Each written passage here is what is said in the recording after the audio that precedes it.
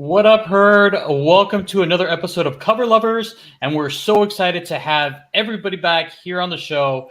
And we're looking forward to letting you guys know what we feel or how we view this week's incentives and store exclusives. And with us, as always, Mr. Mike Morello, Mr. Mom himself. And again, congratulations, Mike, on the new addition to your family. And thank you for coming on the show and gracing us with your presence.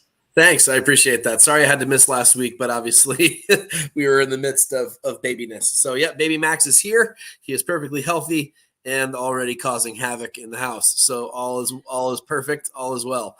And I have absolutely been Mr. Mom over the last week with the 3-year-old, mostly just trying to keep him occupied. However, thank you to the Danes for their fine Legos, because that has kept my 3-year-old very, very occupied.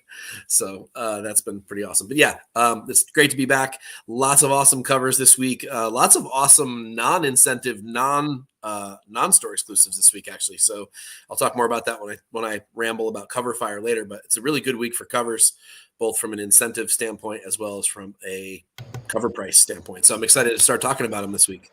All right. Bad week for our wallets. Exactly. It's a really, really bad week for our wallets. I've already spent plenty. Oh, and then we also have anyone. a member that was MIA for a little bit due to the Rona. Big Rob, how are you feeling, sir? Yeah, the rumors of my death are overestimated, I think. But, I'm back. I'm alive. Damn, I was hoping for that Ahsoka that I still haven't gotten. Yeah, it's somewhere in Hong Kong right now. But just chilling like a villain, like always. Happy to be here. Stoked. I always love this show. I've really been, honestly, because of this whole situation, I've really been paying attention to the comic book world. So I'm excited to see what Alonzo is presenting us today. And let's move on to Jeff. Yo, what's going on, everyone? Just jumped up from Fanime Talk over to Cover Lovers, and I'm really glad to be here. Again, one of my favorite shows. I'm so happy for Mike. I'm even happier that he's going to be on summer vacation soon. I'm on now. Now. We're now? We're in the South, motherfucker. We started a week ago. Oh, see, yeah, we're in California. That's still different. It's June, right? Yeah, Nice. we're off June, July. What time is California, Jeff? I think it's in another week, right? Next week. Yeah. Oh, really? Next week. Yeah. I lost track. I have a bunch of nephews and nieces that are still in school, so yeah. Okay. But yeah, it's great to be here. I can't wait to talk about the covers. I don't know which ones he picked because he was switching through a lot of them. And I stopped paying attention after him and Mike started making decisions. I was like, I'm not messing with them. I'll let them make the good decisions for all of us, and I get a good surprise. So Mine's just edits. I'm just out of greed. There's 2 covers I want to talk about this week, and they weren't in the fucking deck. So I'm like, wait, are they in the deck now? They are. They're in the deck now. Okay. Yeah, I saw them. They're awesome.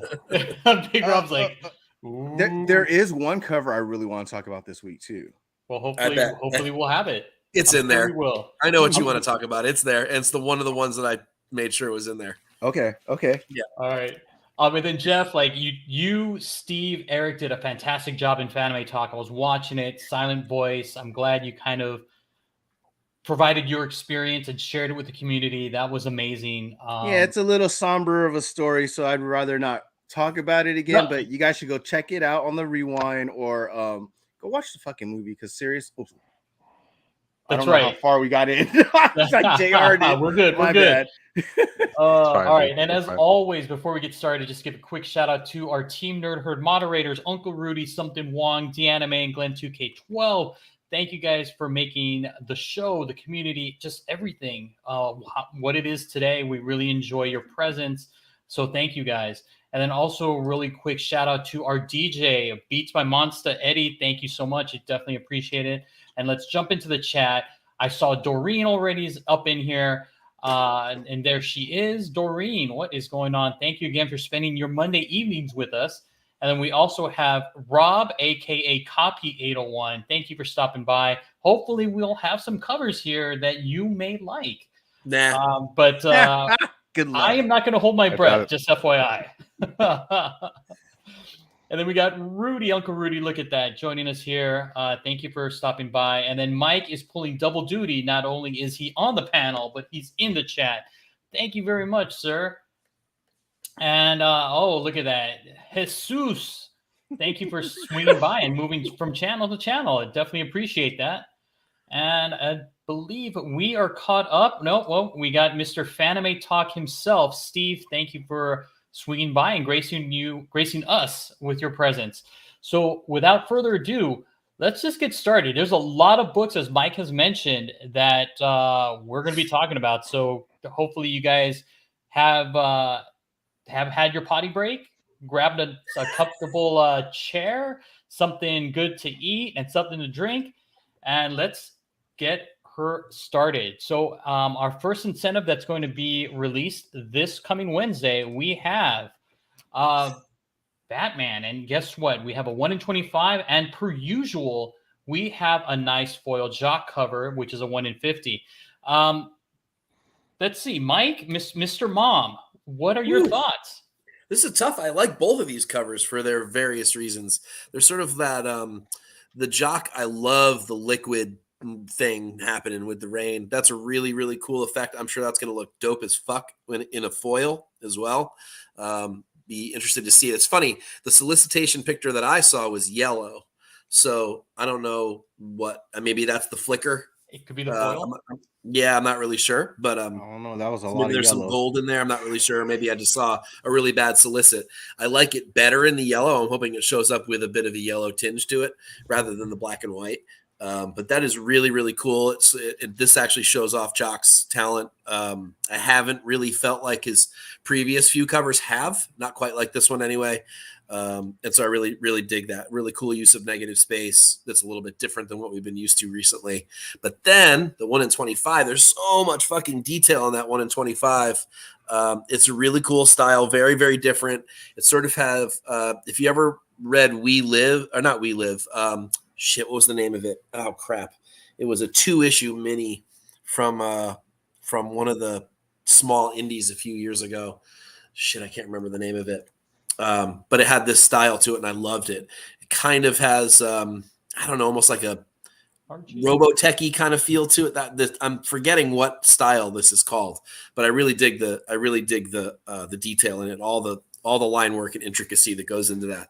I think if I had to choose, I'd choose the Jock, but I'm really impressed of how different that 1 in 25 is. And I like covers that just don't look like everything else. And that one really doesn't look like everything else. Now, I have no idea what the fuck that thing is in that cover. I guess I've not been reading Batman. So I stopped reading it about 10 issues ago, something like that. It got a little long in the tooth for me. But the Jock looks great. They both look great. I lean towards the Jock if I had to get one or the other. All right. What about you, Big Rob? What are your thoughts? They're both really cool. The Jocks, it's cool. It's a nice negative variant, I guess you could say, almost in a way. What do you mean yellow tint? I'm just is this going to be a foil? Is this what we? The 1 in 50 is supposed to be a foil. So it will have some sort of yellow tint. Is that what you're saying? I'm going to tell you this. I'm betting it's the gold foil because it was gold foil for the last how many times? Okay. If that's the case, that would definitely make it more interesting instead of be plain white and black.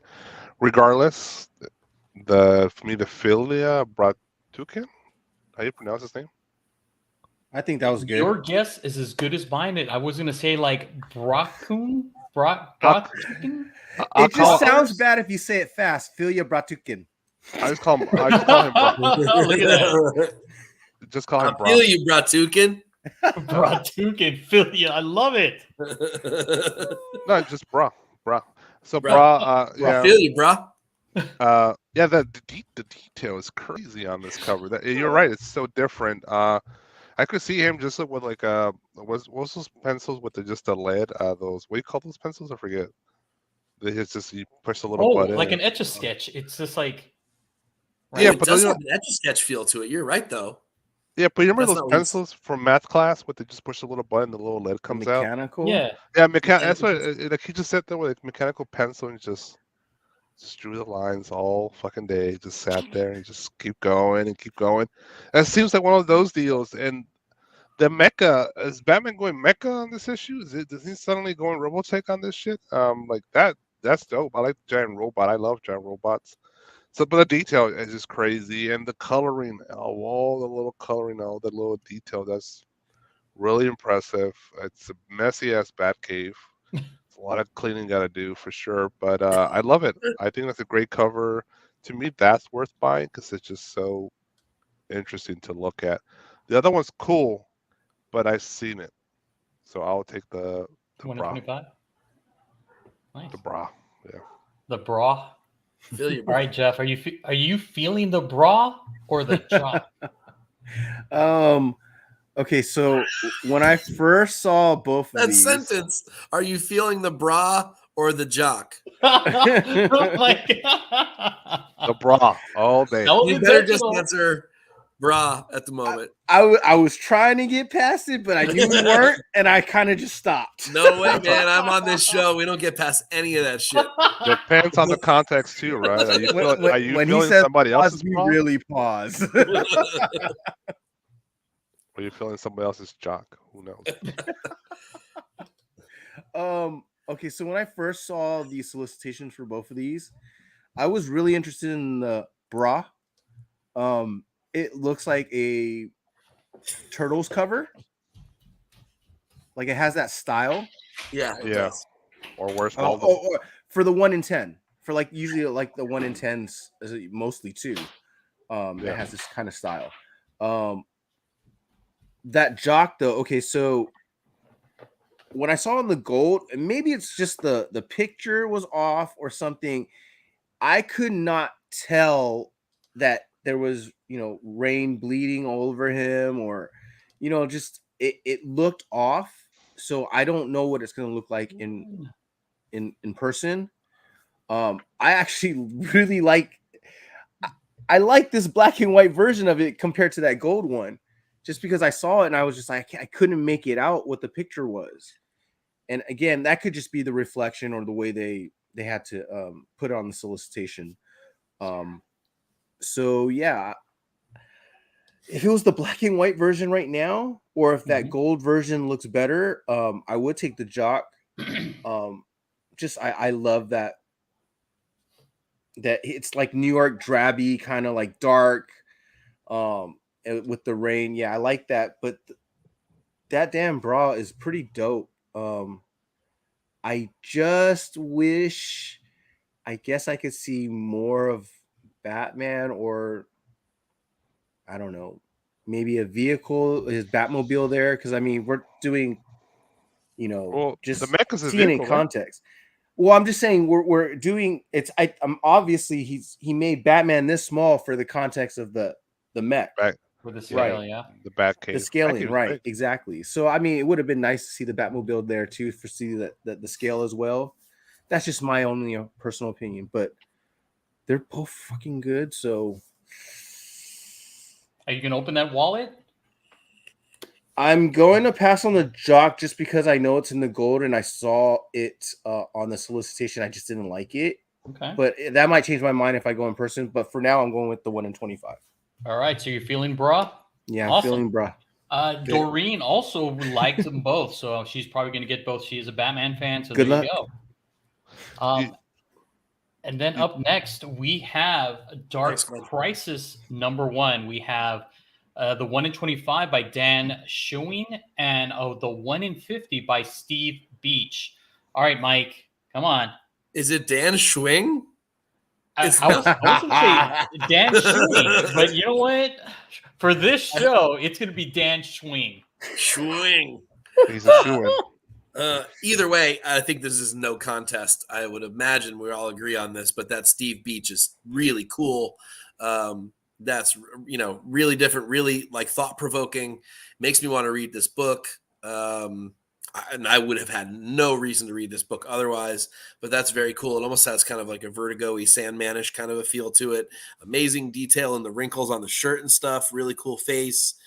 Whatever that is, it's like he's breathing out night or something like that. I mean, I'm sure someone who's reading this title knows more about what's going on, although this is #1, so who knows.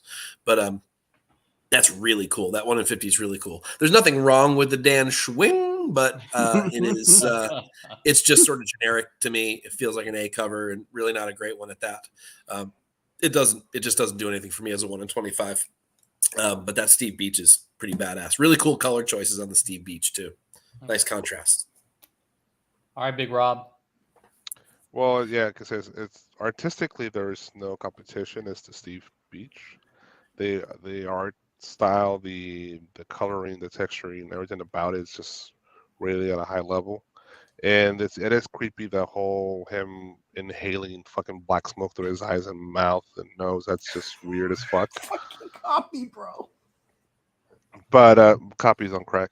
But the shoe-in, or whatever you want to call him, that's something that's a concept I would have came up in junior high. That's some gnarly. It's a funny fucking. It's such a stupid, simple concept, but it's still fucking cool because it's Darkseid holding fucking what's his name, Doomsday on a leash. On a leash. It's some stupid teenager's dream right there, and that dude made it happen, Mr. Schuin. But the art, it's not at a standard for this level of art. But the Beach. If you're gonna buy for art, it's the Beach. But for stupidity purposes, the shoe in, it's just stupid as fuck. But it's fun. Oh man! All right, thank you for letting us know how you really feel, Big Rob. I definitely appreciate it. Look at that. You're back to like maybe 85%. I like it. Hopefully, we can get you to 100% by the end of the show. What about you, Jeff? What are your thoughts? 100% hater. Well, to me, I like them both. Look, the Steve Beach is like DC's version of Marvel Masterpieces, right? That's what it really looks like. It looks like it does actually. You're right. Look at Juiceco. And yeah, it looks like a Juiceco. Really, it does. Yeah. It's a good call, man. That's exactly what it looks like. So I really love that. I want to know what the character is and what the hell's going on. Obviously, open up your books and read it. But the Shoning, honestly, look, it's not the better art, that's for sure. It's definitely not better than Beach. However, just the fact that, just like Big Rob said, I mean, it's freaking Darkseid holding back Doomsday. It's like his attack dog. So I mean, that's pretty badass. So for that, and thank God it's not the 1 in 50. If they switched it around, I'd definitely go with the Beach. But yeah, I'm going with the Beach in this sense, but I'm probably trying to get both. Okay. So interesting. Okay. All right. And then what about this one here? Wow. We have think Mike almost fell over. I know. So I don't even get to start. Mike, why don't you introduce us to this? Yeah. Alonzo's next. So like my two current favorite artists pitted up against each other, and I'm sure Alonzo, fucker, you did this on purpose. Make me choose. But here's the good news. This is not Selina's best piece. So Selina, it is obviously one of my favorites. I've been talking about her since day one. And that's not a pat on the back. She's amazing. She's doing it all by herself. She doesn't need me. But and her covers have been fantastic. Her attention to detail, especially hair. I know that sounds ridiculous considering most of her people aren't wearing any clothes, but the hair and detail and the faces and stuff has been so incredible. Whereas Carla Cohen, on the other hand, has this realism about her style that literally like 4 to 6 feet away, you'd swear they're photographs in most cases. So they both have their thing, and they're both incredibly talented. It is clear that the battle of the boobies versus T versus A. That's right. Which is it going to be, Mike? T versus A. Exactly. Sarah wants to know. Come on. So luckily, this is not Selina's best face. And so I'm not an enormous fan of this. There also seems to be a couple of like lines and things that kind of blend in a way that don't look natural to me on the Selina this time. I'm being ridiculously nitpicky, right? I mean, we're talking about two gorgeous pieces of art here. I wouldn't care if you handed me either one of these. I'd be incredibly happy. I will say this. I ordered the Cohen set, the Virgin and the Trade Dress, and I did not order the Selina. Ooh. However, Selena does have a beautiful cover this week. It just happens to be on a different book. It's on Barbarella this week. So if you really want a good Selena, I'm not that this isn't a good Selena, but if you want a fantastic Selena, go check out the Barbarella this time around. There is also a version for that as probably a 1 in 10. I'm not sure exactly what it is. And then there's a trade dress of it too. Again, you know me. I love Red Sonja. You know, you got her on both of these. I will probably pick up the Selena anyway, but I'm probably not going to pay a premium for it. They're just, I mean, they're both gorgeous. And for me, it's always butts over boobs. So Cohen wins. Cohen wins again, just based on the choice. But, you know, give it another week and it'll be reversed. It'll be Cohen boobs and Selena butt. So, so it really doesn't make any difference. The Cohen's amazing. It's like a 9 out of 10. The Selena's like maybe a 7 out of 10 this time around. So, I don't even know what Copy's talking about. Come on. I don't even think Copy likes Copy, comic you're just books. trying to be funny now. See, you're just trying to be funny now. There's no way you think these are bad pieces of art. No way. There's no way you're giving them back. You need to reassess your interest in comics. Exactly. All right. So, Big Rob, is it going to be boobs or ass? Well, I have no bias. I love them both equally as much. I can't add as much as what Mike did. Mike's expert on this, both of these artists. Selena's really nice. It's definitely a really good cover. But she's done that. It's same for her. It's the same. There's nothing new for her. Nothing bringing me to get my attention to buy that cover from her, because it's the same thing. I guess I'm a collector, Selena. I will keep buying them, but if I'm just a random guy that comes here and there and picks random covers for her, I would not buy it because it's just something more of the same. The Carl Cohen, it just stands out. The ass is it's well drawn. It's perfectly drawn ass. It's perfect. Even the background goes well with the female body here. I don't even know what book this is. It's just a girl with red hair. Invincible Red Sonja. And who really cares, right? At the end of the line, it's all about the art. It's like, who fucking is? It could be about a girl buying popcorn at the movie theater in her panties, but it's such a badass book. Dude, the art is just beautiful. Congratulations to Carl Cohen. She also just got married, I think. I saw that on Instagram. Yep. Yeah, she had a beautiful wedding. So the pictures were great. But yeah, dude, that's a beautiful cover. I don't really try to buy these books too much, but even I would be interested in buying this. This is a beautiful cover. Really nice. It's definitely the winner. The other thing too, and I'm sorry to jump in on you, Jeff, because I'm sure you're ready to go. But I love the back of Sonja on the Cohen. That back arch is honestly the sexiest part of the whole cover. I know that sounds ridiculous. You got good side boob and you got a nice butt. I agree. But that back arch is what makes it, and that goes a really long way for me. Nope, agreed. All right, Jeff. And it's a ghost. It's a 1 in 30. How many people are gonna get that? Like, get 30 copies of Invincible Sonja. So I ordered it I ordered the set a long time ago, so I got it pretty cheap. But yeah, they're not out there. Yeah. It'll be difficult to find unless you're ordering it online, and that's if you're lucky that they're not all gone. I can't even complain about either artist. Honestly, I can't really complain about either covers. It is just a preference at this point. I probably the head is a little elongated on Selena's. So it's a little alien to me. But doesn't she do that a lot?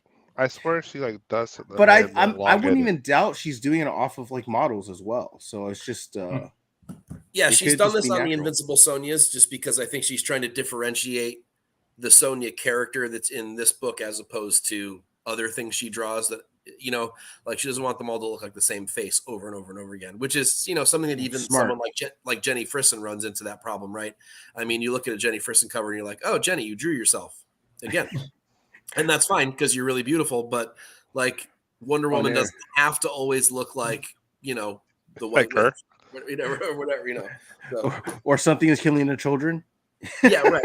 Exactly. Like they're just not all the same character. Now they might be beautiful, but I think Selina's paying particular attention to try to differentiate her faces. That's what I'm gathering. And I appreciate that. I do too. Yeah, because I mean, if you're just drawing the same face on every freaking woman in every single book, crossing different publishers or whatever, that's a pretty one note, So, yeah, definitely, I can appreciate Selina doing that, and but that Carla Cohen, everything about it is hot. I there's nothing wrong with it at all. The fact that I don't see her face has no bearing. The fact that I cannot see both her boobs is no bearing. I don't see cleavage. I don't care. This is actually pretty damn amazing. I always say, great art that is drawn or painted, if it looks like a fucking photo, that's the best kind of compliment you could ever give an artist, because it's like, that's not a photo, that's not real life. Yeah. And that's pretty damn close. I mean, with the exception of the really shiny ass hair, I would have thought that was a photo. And some of them I do. There's one time, I think I've told this story before. I went to a shop. It was the one, I think it was maybe 4 or 5 issues ago on this same title. And it was Red Sonja kind of leaning back with her arms up above her like this against the wall or something like that. And I asked for it on the wall of my LCS. And whoever was working there turned and looked and said, "Oh, the cosplay one?" And I said, "That's not cosplay, bro. That's not a photo. Right? That's a painting." And he looked close and he was like, "Oh my God, you're right. That's a painting." And that's amazing. Yeah. And that's just, that's how much her stuff is realistic. She's a Perillo sort of disciple, which is great. And I would argue that she's better. Yeah, I agree. Ooh, I agree. JD. I know I'm going to get struck down by the comic gods on that one, but I'm okay with that. She's done enough work where I'm just like, she's so consistently good. Yep. All right. Thank you, gentlemen. And then moving on to this one, another like favorites of ours. Here we go. We got Poison Ivy #1. We have a 1 in 25 by Nick Robles and a 1 in 50 by Frank Cho. Mike, let us know. Cho. It's always Cho. I mean, Cho is amazing. I mean, Cho is one of those guys that is unafraid to call his own work smut. And he understands his audience. He understands what he's drawing. He understands the ridiculous nature of the proportions of his women. It's just silly town all day long. He's having fun with the art. It shows. The covers always feel fun. I mean, go all the way back to Liberty Meadows, the stuff that he started with. The cover. And it goes down, it goes all the way back to his beginnings, and this is his shtick. There's nothing wrong with the Robles cover. Nothing wrong with it at all. It's very pretty. It's a cool angle. The flowers are great. The colors are actually excellent. Really, really great color palette on the Robles, or Robles. I think it's Robles. But I will say this, like, if I had to choose of all the covers for this book, I think there's a Warren Lau B cover. Yes. Yep. There's also maybe it's Ward who did the C cover. I would actually go Cho, then the C cover, which is gorgeous. You'll see it. Then probably the Lau, then probably the Robles. And that's, 4 great covers for one book is pretty amazing. But the Cho does it for me. I've missed this style that he was doing on Harley Quinn for a while. It's nice to see it back on a book. And I dig the Cho all day long. I'm a Cho homer anyway, but I love the tongue-in-cheek nature of all of his work, and just his unabashed, unbridled, sexy, ridiculous women. It's great. All right, Big Rob, what do you? The Robles, I'm not going to add much more. Mike added said very eloquently, but the Nick Robles is cool. It's not nothing negative about it. It's excellent. I do appreciate the artistry of the perspective on the actual depth of the layers of the art. That's really well done. How the plants and the flowers are in front, a lot more. So that's really hard to pull off, and I'm in a good way. So he did well on that. The actual female character is cool. It's nothing out of the ordinary. It's pretty normal stuff, but it's well drawn, well executed. He executed what he wanted, so it's definitely a win for him. But the show is classic. His art is classic. It's very popular art. It's that I guess he's homaging almost a body type of the World War II 1940s female body type that's very popular with the big thighs, the calves, right? And it's a more realistic woman. And I appreciate that a lot more. It's beautiful, and it could almost be a tattoo. This particular cover, you could definitely I could see the cheesecake pinup kind of thing.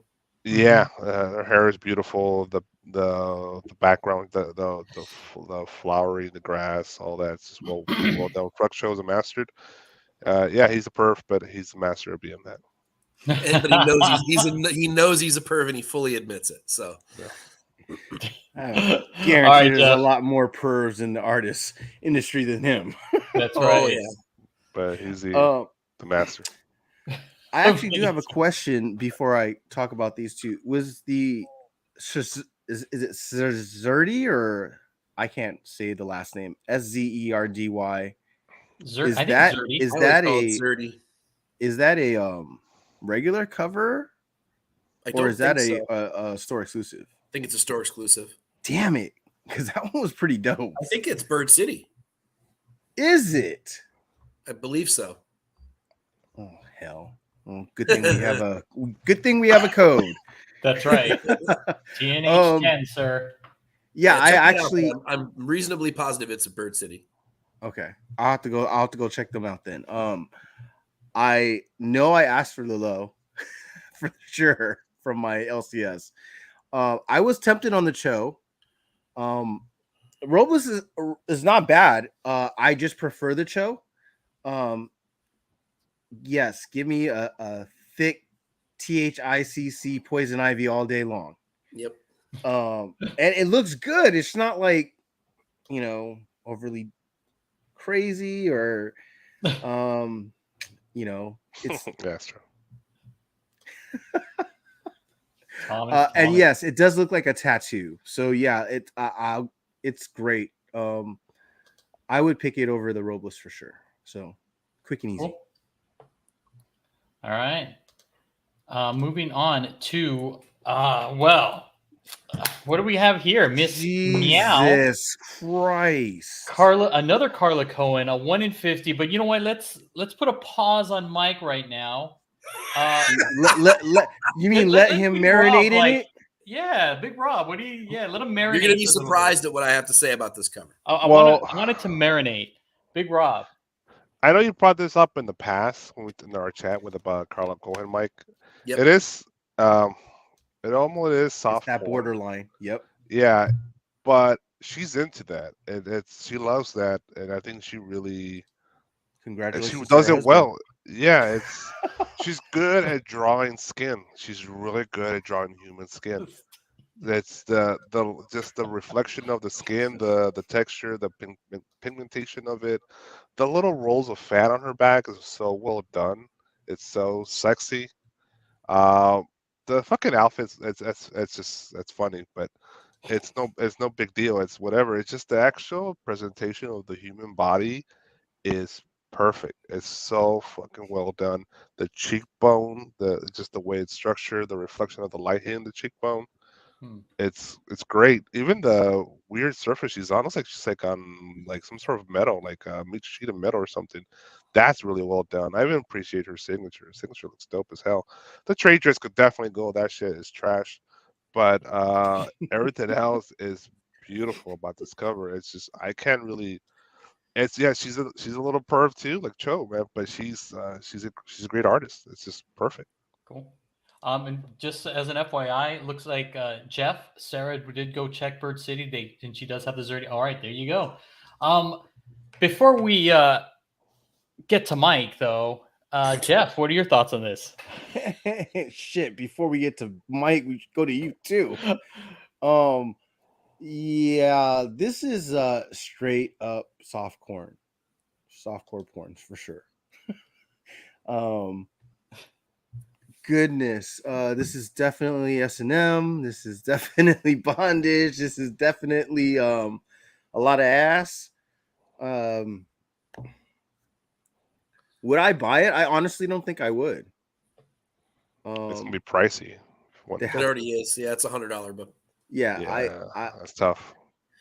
That's really rough. And there are other Carla Cohan books this week and every damn week. Yeah, they're much racier covers. Sure, they're all from fucking Boundless and Zenoscope, though, copy. Yeah, that I mean, is porn. Yeah, go ahead. The original art on this will be dope. I'm sure I could agree. Yeah, if you can afford it.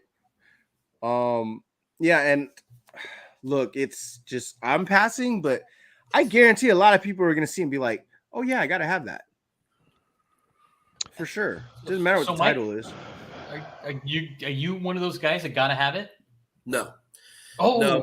No, I don't. And you know what I just said about Carla Cohen. I obviously love her work. This is an incredible piece of art. There's no getting around that. And it may even be in her top 5 pieces of art overall. And that is certainly saying something. I would still put her what's the chick's name from The Boys? Starlight. Starlight? Yeah, her original Starlight cover is still like up there on my favorites. But this cover is definitely one of her best from an anatomy standpoint. I especially do love the back wrinkles and stuff like that. There's some really amazing anatomical choices on this. And no, I'm not being silly. Yes, obviously the ass is beautiful and all that kind of thing. The shoulder bone, it's crazy. Yeah, it really is. And like you said, the crease on the ass cheek with the strap going around it.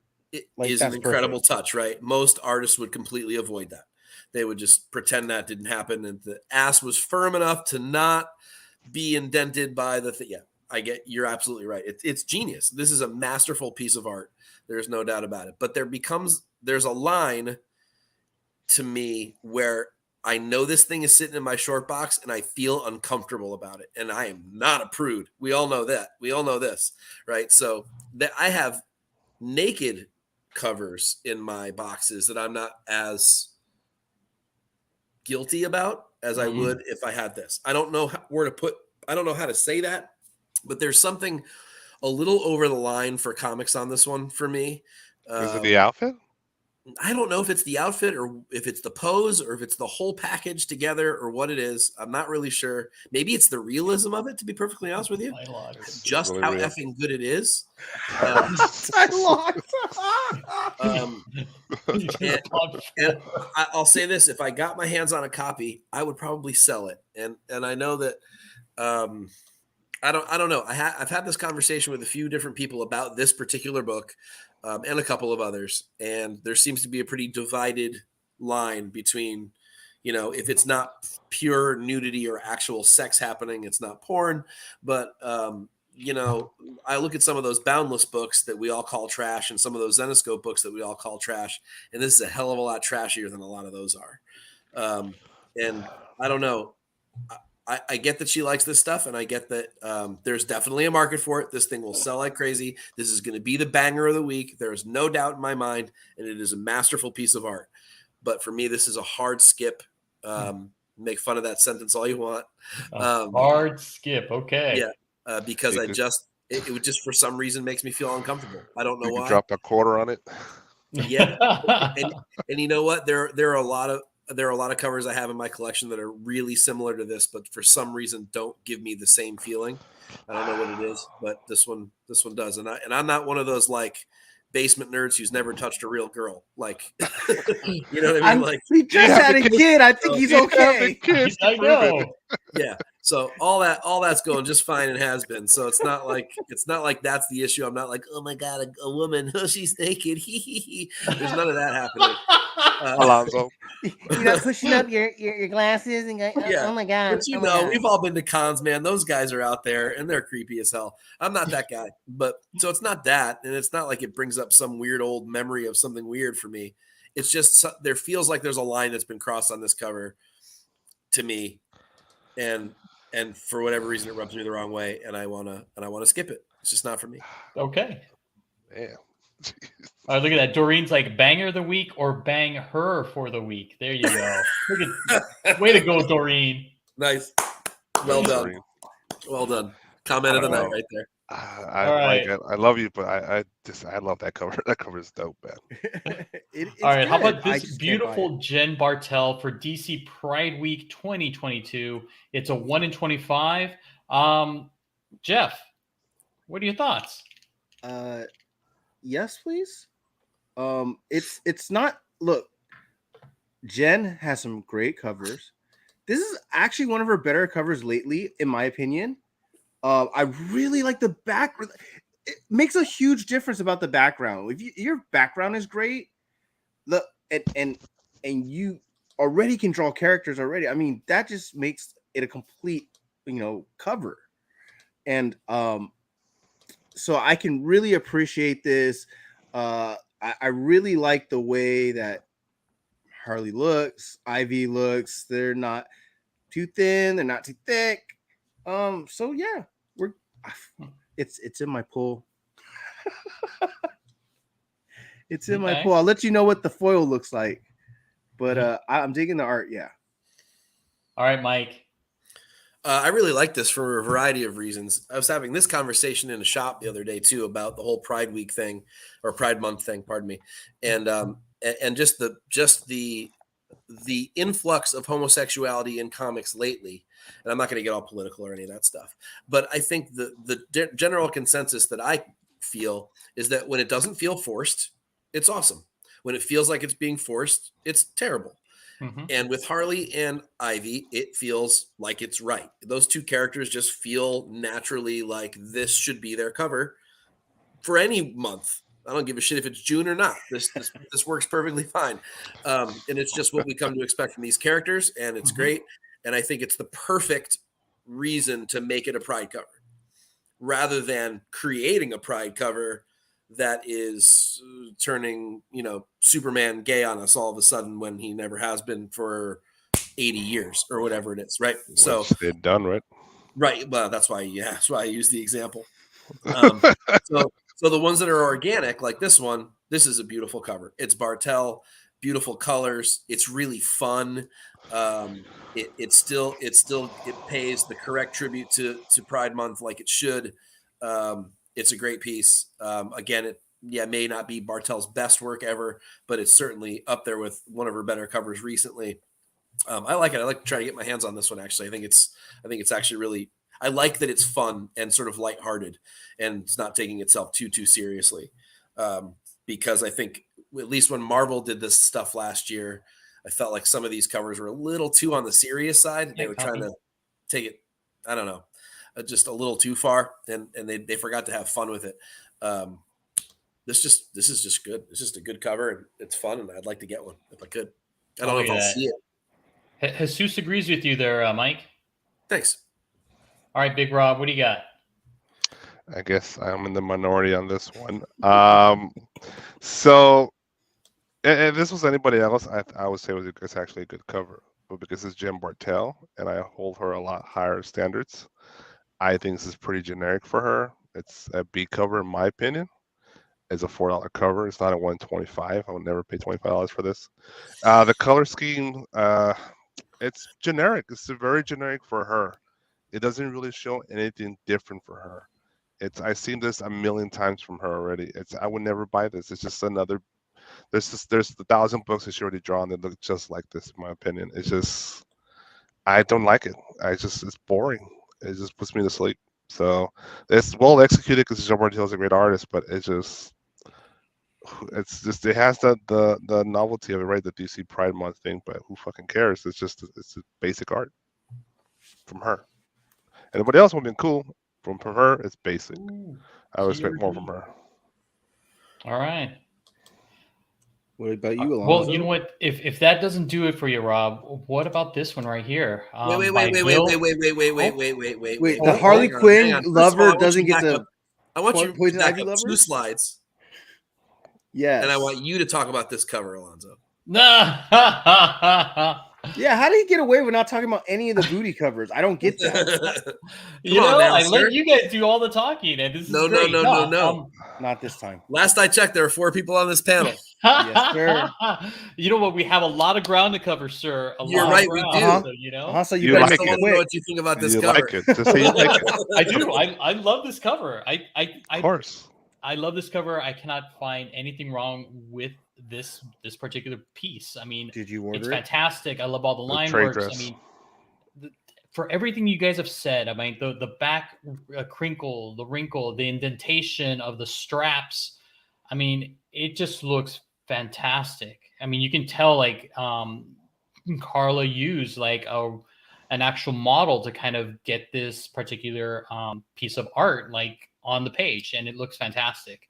I mean, I do love Carla Cohen a lot, and we've interviewed her on our show, and I also have a commission coming from her. I mean, I don't get commissions just from anybody unless I really am passionate about their work and what they have, and I think Carla's great. So for me, this is a no-brainer. I would definitely pick it up, and as you guys know, I am a butt man as well.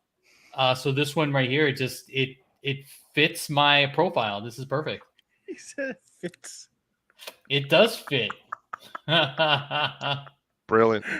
All right, next cover. All right. All right. Nice. What about Death Dealer number 2 by Bill? It's either Sienkiewicz, and it's out of his own mouth. Sienkiewicz. Well, there you go, Sienkiewicz, and it is a 1 in 10. And I know Mike has a lot to say about this. He's the one who brought it to our attention. But you know what? We're gonna go with Big Rob first. Since this is a 1 in 10, I'm standard art, nothing out of the ordinary. It's what I expect from him. It's not bad. It's good art. It's Bill Sienkiewicz art. I appreciate it. I love the Death Dealer character. But I personally will not go out of my way to buy this because it's just another kind of medieval Conan vibe art that I've seen before. It's okay. I don't know. It's not capturing my attention, my imagination as much. I appreciate the execution of the art style of Bill Sienkiewicz, but it's just not enough for me to go out of my way to purchase it. But I'm pretty sure there's a lot of people out there that would definitely want to buy this because it's this art. It's gonna be cheap, $10. So, all right, Mike. Yes. So obviously, I'm a Sienkiewicz homer, and I am the first one to admit there's plenty of duds in the line, right? I mean, I've got 2 long boxes filled with Sienkiewicz stuff, and there's a lot of stuff in there that I would not feel sad if someone took it. I think that I think back to how he changed comic covers and comic art and sort of the visceral nature of what comics could feel like and sort of the manic nature of action and over inking and all that kind of a thing. And the fact that he's managed to stay relevant all these decades later is still pretty impressive to me. And, when I do Cover Fire every week, I roll through the list of all the comics and I literally just say, okay, what actually just hits me in the thumbnail? Like if a thumbnail makes me go, whoa, what's that? Then instantly I want to feature it. I want to put it somewhere on the list. And I came across this and I was so pissed that it was an incentive because it hit me. I think in this particular case, it isn't any of the line work or anything in the movement or even the cool sort of like image within the image. It's some of the color splash choices that I think set someone like Sienkiewicz apart from others. I would say that like the red in the face and the shine on the helmet and some of the sort of like, I don't know, shadow and shine work on I guess that's a sickle. I'm not really sure what that's supposed to be. Axe, whatever it is. Some of those choices just make it so gritty to me that I love it. I mean, his style is obviously one of my favorites already anyway. I think he's a master of line, a master of ink, a master of mood, I think more than anything. And in this particular case, that mood comes across.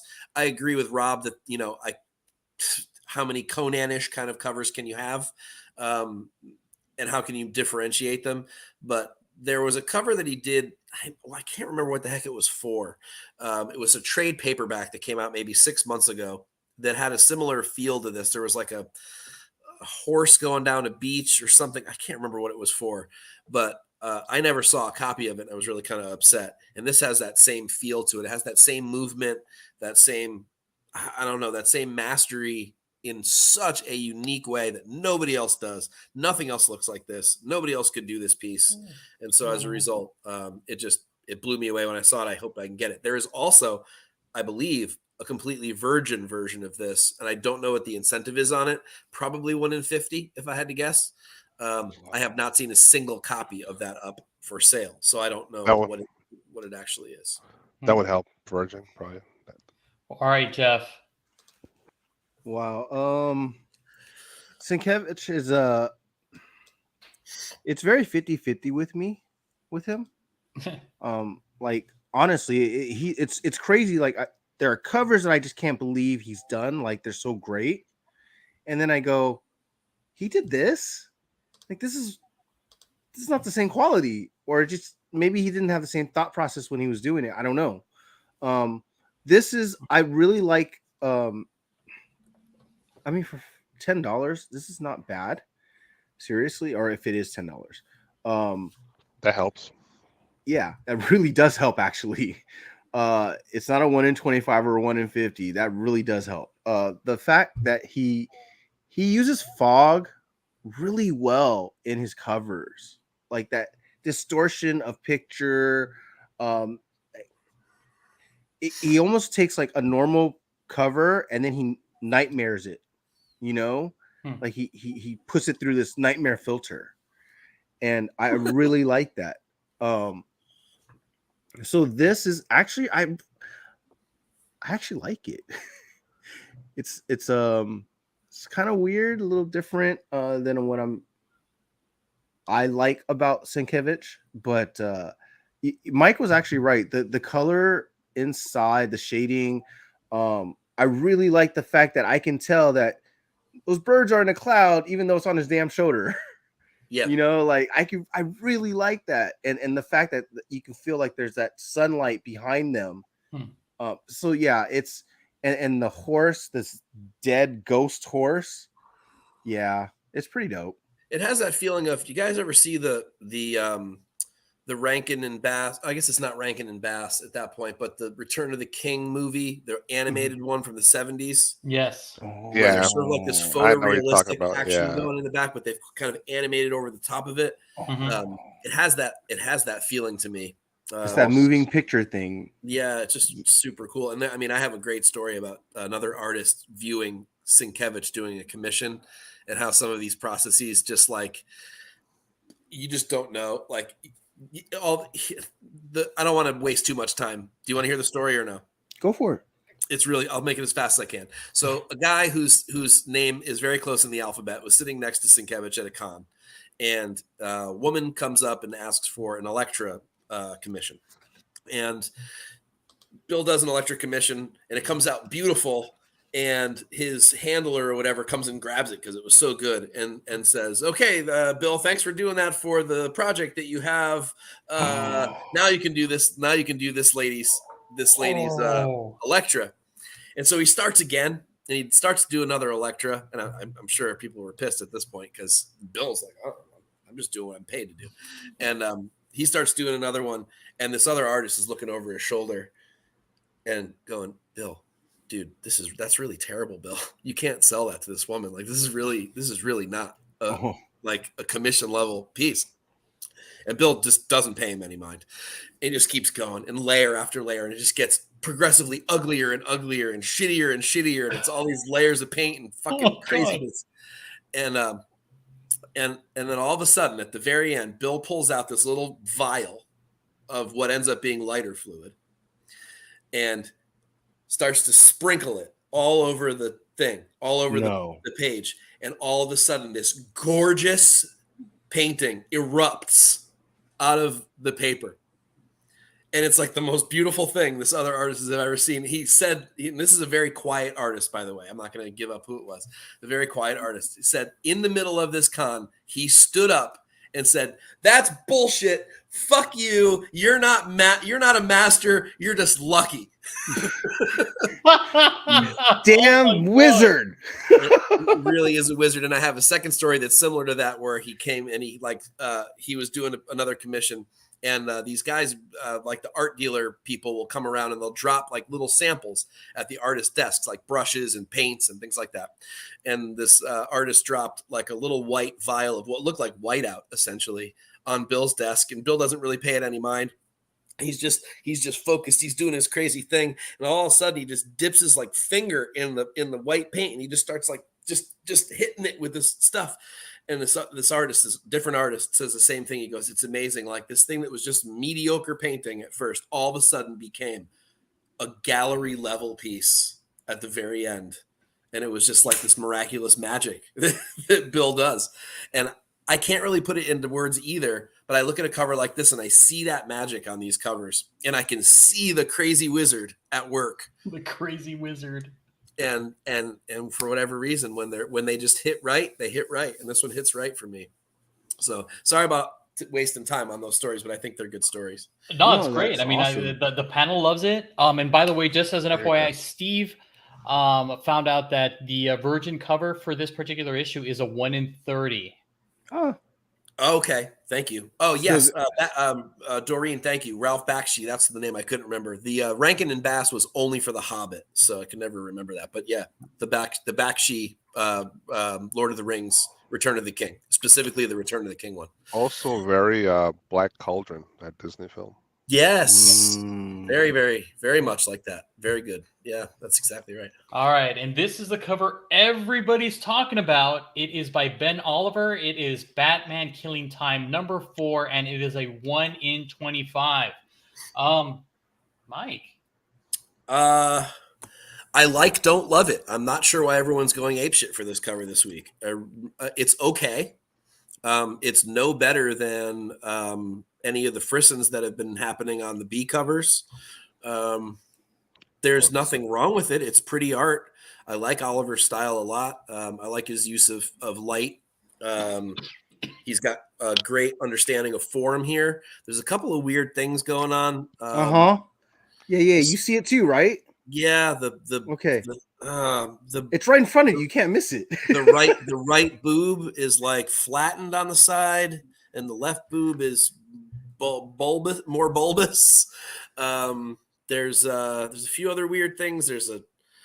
I don't know. There's just some weird lack of symmetry going on in it here and there, and that hit that's sticking out seems exaggerated in a way that almost ruins it for me. But at the end of the day, it's a good piece of art, and I like it, and I see why people want it, but I don't understand why this has like become the cover of the week over some of the other stuff that we're looking at. I don't think it doesn't blow me away. I think it's just okay. I might pay $20 or $25 for it, but I certainly wouldn't pay an extra premium for it. I think it's just okay. Yeah, and everybody's saying right now in the chat that her boobs are just not right. Wait, how much is this going for if this is the talk of the town? I don't know, but people have been talking about it all week for whatever reason. I'm gonna look it up now. It's right now. It's on the top 10 on CBSI. So if you look at the top 10, people are buying. Pre-selling for craziness. Yep, they're scooping this book up. I think it's like it's definitely over ratio. So people are spending like $7,500 for it, maybe even more. Oh my god! What? Yep. I mean, it is like the it book for whatever reason. And again, $100. I don't know. Looks like it's settled down to more like 50-60 at the moment. There's a few of them available for 50-60, but still, I mean, double ratio for this. Still too much. And Michelle's saying the same thing. Look at that. It's the right boob. Yeah, that right boob is weird flattened kind of look to it, and I don't know. I like his Killing Time cover better. That 1 in 25 Killing Time with her sitting on the building or whatever it is. I think that's a better cover from him. Yep. And Sarah's saying like it looks inflated. I think Jeff deflated it out, right? Yeah. Yeah. So that hip looks inflated and that boob looks deflated. All right, Big Rob, what are your thoughts on this one? Well, those are the prices. That's fucking. I smell that was a fuckery afoot. That's bullshit. That's definitely speculation. People are fucking with the prices on eBay, trying to inflate the prices, because obviously people that are not really comic book collectors got the sense that somehow Catwoman covers, the 1 in 25s, are somehow worth more now. So people are probably trying to bump those prices up on eBay Yeah, because but that those are all happens. Souza Maika covers. Yep, not- exactly. So that created a hype, Yep, and now the hype is real. they're trying to continue it on. Yeah. They try to continue on. And me personally, I was not a big fan of the social media Catwoman because they all seem kind of. The first one was cool, but I seen Artgerm do it a year before that. To be honest, it's like I'm so over this Catwoman hype train. It's fucking boring to me. It's honestly, this is a B cover. It's a $4 book all day. If this shit was $4 B cover, no one even fucking talk about this. Oh, that's a cool cover, but it's $4. Nobody cares because of the fucking hype. Everybody has to talk about it, and people blow it up. And it's I bet you the next 1 in 25, if it's even close to this or a little better, it's gonna be the same scenario. People are just blowing it up for no reason because just they're trying to sucker the suckers in. Oh, this is worth $80. Pay me $80. That's just not worth $80. Get the fuck out of here. If I busted open a DC box tomorrow and this were in it, and that Poison Ivy C cover were in it, and I had to choose between them and not know what the hell they were, I would take the Poison Ivy all day. It's just a regular fucking B cover for $5. Yep. I would take that over this, artistically speaking. Yep. Mm-hmm. So Jeff, do you have anything else to add to this? I mean, it seems like you're in agreement with kind of what everybody's saying. I mean, yeah. Look, the background is cool. Parts of her are cool. I'm not trying to be perverted. I'm just saying it's drawn decent. But look, Don't overpay. She looks like Dolly Parton, but like with a really bad boob job on Catwoman. Like seriously, like that's really big. Those are huge. They look like someone like got a pump and just pumped up air balloons in there. She's wearing Reeboks. They had a pump on it doesn't look right on her. I don't look. Yep. Catwoman is supposed to be like this really slick Slinky thief. Yeah, like Yeah. she's too thick. She's too thick. Like I like it thick, but she's too thick for her character. That's too much. A lot better. Yeah, and it just doesn't look right. They got a working day and night, right? Oh, man. Woo, boy! The something's wrong with the cowl. It's like off. The size is off. I don't understand it. No. She's too thick on top for her. She's top heavy. So yeah, it just doesn't look right. And not on this character. I'm sorry. It's all hype, dude. Yeah, fucking sneakerheads or the Funko collectors got a hold of the cornbread. This shit's they're going for plenty now. Chef. Nice. THICC, sir. Thick in all the right places. Thick like a piece of cake. Yes. I'm a fat kid who loves cake.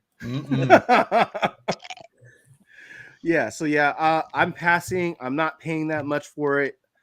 It's not really bad, but there's parts of it where I'm like, it's not worth double or triple at all. Not even close. I'm not sure it's even worth ratio, to be honest. No, it's not. And I agree because of all the things I just said. It's a fucking generic pink cover with Catwoman in the front. Who the fuck cares? Again, it's commanding all of this money even before it's even released. So I mean, like you said, Big Rob, fuckery is afoot. So that price will deflate just like her right boob.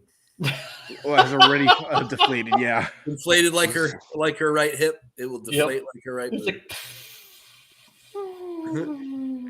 Go off. Yeah. Yep. All right. Moving on to this one. So this is a 1 in 50 for Multiversity Teen Justice #1 by Marco Faia.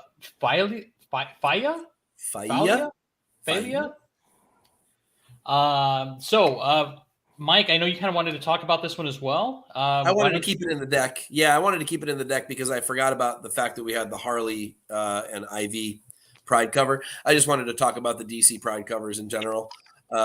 First of all, I fucking hate covers that go the wrong way. They drive me up a wall. So there's the first problem. I also don't see the need to jam all these characters on one cover. I think the cover is actually pretty bad in general. But I get what the majors are trying to do. They're trying to celebrate Pride Month, and I get that. But see, this is one of those things where this just doesn't work. This just feels like one of those covers that like someone slapped together because there was somebody in the office said, "Hey, we need Pride Month covers. Someone come up with a couple Pride Month covers for us." And that's just bullshit. That's lip service. I don't want that. If you're going to give us characters that are already organically either gay or bi or on anywhere in the spectrum of things, then fine. But to just create a cover out of nothing for only the Pride Month money grab thing, it bothers me. And this is one of those covers, and it's a shitty cover. So this is like all around, this whole concept bothers me for just that reason. Like, if you're going to do this, make it a badass fucking cover. At least the Marvel covers from last time were really good. I didn't really care who they were on the covers or what, but it was those solid backgrounds. I think they were all 1 in 10s or 1 in 20s for the virgins, and there were trade dress versions. Those were really nice. And they paid, nice attention to each character individually. And I thought they were tastefully done. I think this is just a shitty money grab, a last minute decision, and a really crappy cover to boot. All right. Wow. Yeah. Big Rob. Jeff. So I agree with you, Mike, everything you said, but I think honestly there is one group that will like this cover a lot, and that's the manga group, the anime group, because this is when I saw this, if I would have not known there was gay Pride Month, whatever, all that, immediately what I would think is manga anime. This is what it reminds me of, some sort of a cover for some anime show. It removed that DC symbol. That's what I would think it is, not actually DC, to be honest. So that's what it reminds me of. That's what the crowd, they will probably be interested in buying this cover, because it reminds me that's similar to that art. But the rest you said, I totally agree. But I think that's the group that's probably interested in buying this. For 1 to 50, that's really tough. That's a really steep price you're going to be asking for. Even if they below ratio, it's like $35. I think it's still pretty steep.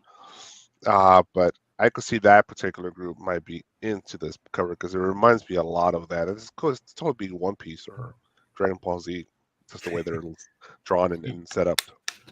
I'm surprised they didn't put this on the DC Pride title. Well, they have a version like this, I'm sure, on the DC Pride version. I'm sure. So some of these characters here are LGBTQ, so yeah, I'm sure they're on the cover somewhere in the. Actually, I'm sure there is a version because I just remember looking at it. Was it a wraparound? Was it a wraparound? Yeah, it's a wraparound. It's like this, this kind of style as well, though, where it just has all the characters in a line like that. Ugh. And I'm pretty sure it's like Kal-El's son. Shoot, who else was on there? Dreamer from the TV series. Yep. Yeah. So it's a bunch of them. Yeah, I'm pretty sure that was it. So, what are your thoughts on this cover, Jeff? So I'm gonna tell you. Okay, so with what Rob said in the anime style, it does look like a manga verse of DC. Yeah, I can see that, right? Like an anime version of DC. Okay, I can see that. I'm going to tell you why I don't like these covers, though. I don't like them because that white background, what the frick? Like, it's just plain ass. It looks like an animation cell. Have you ever seen an animation cell? It looks like they took 1, 2, 3, 4, 5, 6, 7 animation cells and just put them right next to each other. Yep. Right? Like, they just layered on top of each other. And that's what it looks like. Do like a pride flag in the back or something cool like that. Like anything. It's almost like they're trying to downplay the fact that it's a pride cover. If you're going to make a pride cover, make a fucking pride cover. Yeah, it's too plain for me. I don't like that. I don't like the fact that these are individual pictures that are just layered on top of each other, basically. Yeah. So it's just that's lazy to me in a sense. That's just lazy. And it's not worth 1 in 50. No way. Yeah. Yeah, I pass. Okay. All right. All right, then. And that, I believe, covers all of our incentives for the week. So now we are heading down to store exclusive territory. Now, these are the store exclusives that have been released or mentioned this past week. So hopefully there are some surprises and stuff you've kind of seen already. So let us start off with one of my faves. Artists. It's Peach Momoko, and it is for the Amazing Spider-Man number 5 and Miles Morales number 39, and these are connecting covers. You can find them at Bird City, 616, Comic Mint, Frankie's, Golden Apple, Antihero, pretty much everywhere. Mike, here we go. What are your thoughts? Tell us the truth. Man, these are lazy covers, man. They're, I don't know. Look, the Gwen side isn't bad. I actually don't mind the Gwen side. But man, the Miles side is shit. I don't know what is happening there, but like all the proportions are fucked up and they don't really connect either. That bothers me. Is they're supposed to be connecting covers, they don't really connect. I don't know, man. The Peach train went through the station a long time ago for me. She's got a couple of covers I really do like. I'm not going to be that guy, and I've mentioned them, and I'm super honest about that. She is right for the right covers, and she's really wrong for the wrong covers. And I really like her watercolor style, and I like her flow, and she's got a really good sense of simple line, and I'm sure that's why people like her.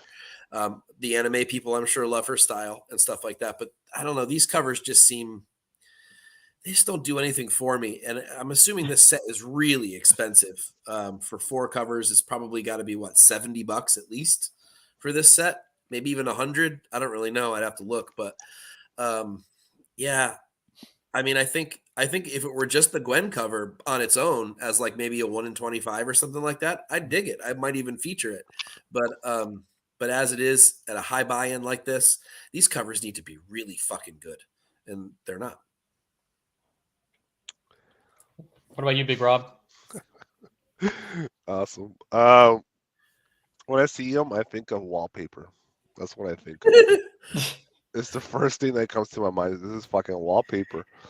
But I love Peach Momoko, but for like what's her name? Damn, I can't remember her name. I'm gonna hold her to a high standard, and this is not to her standard. This is like Bartel.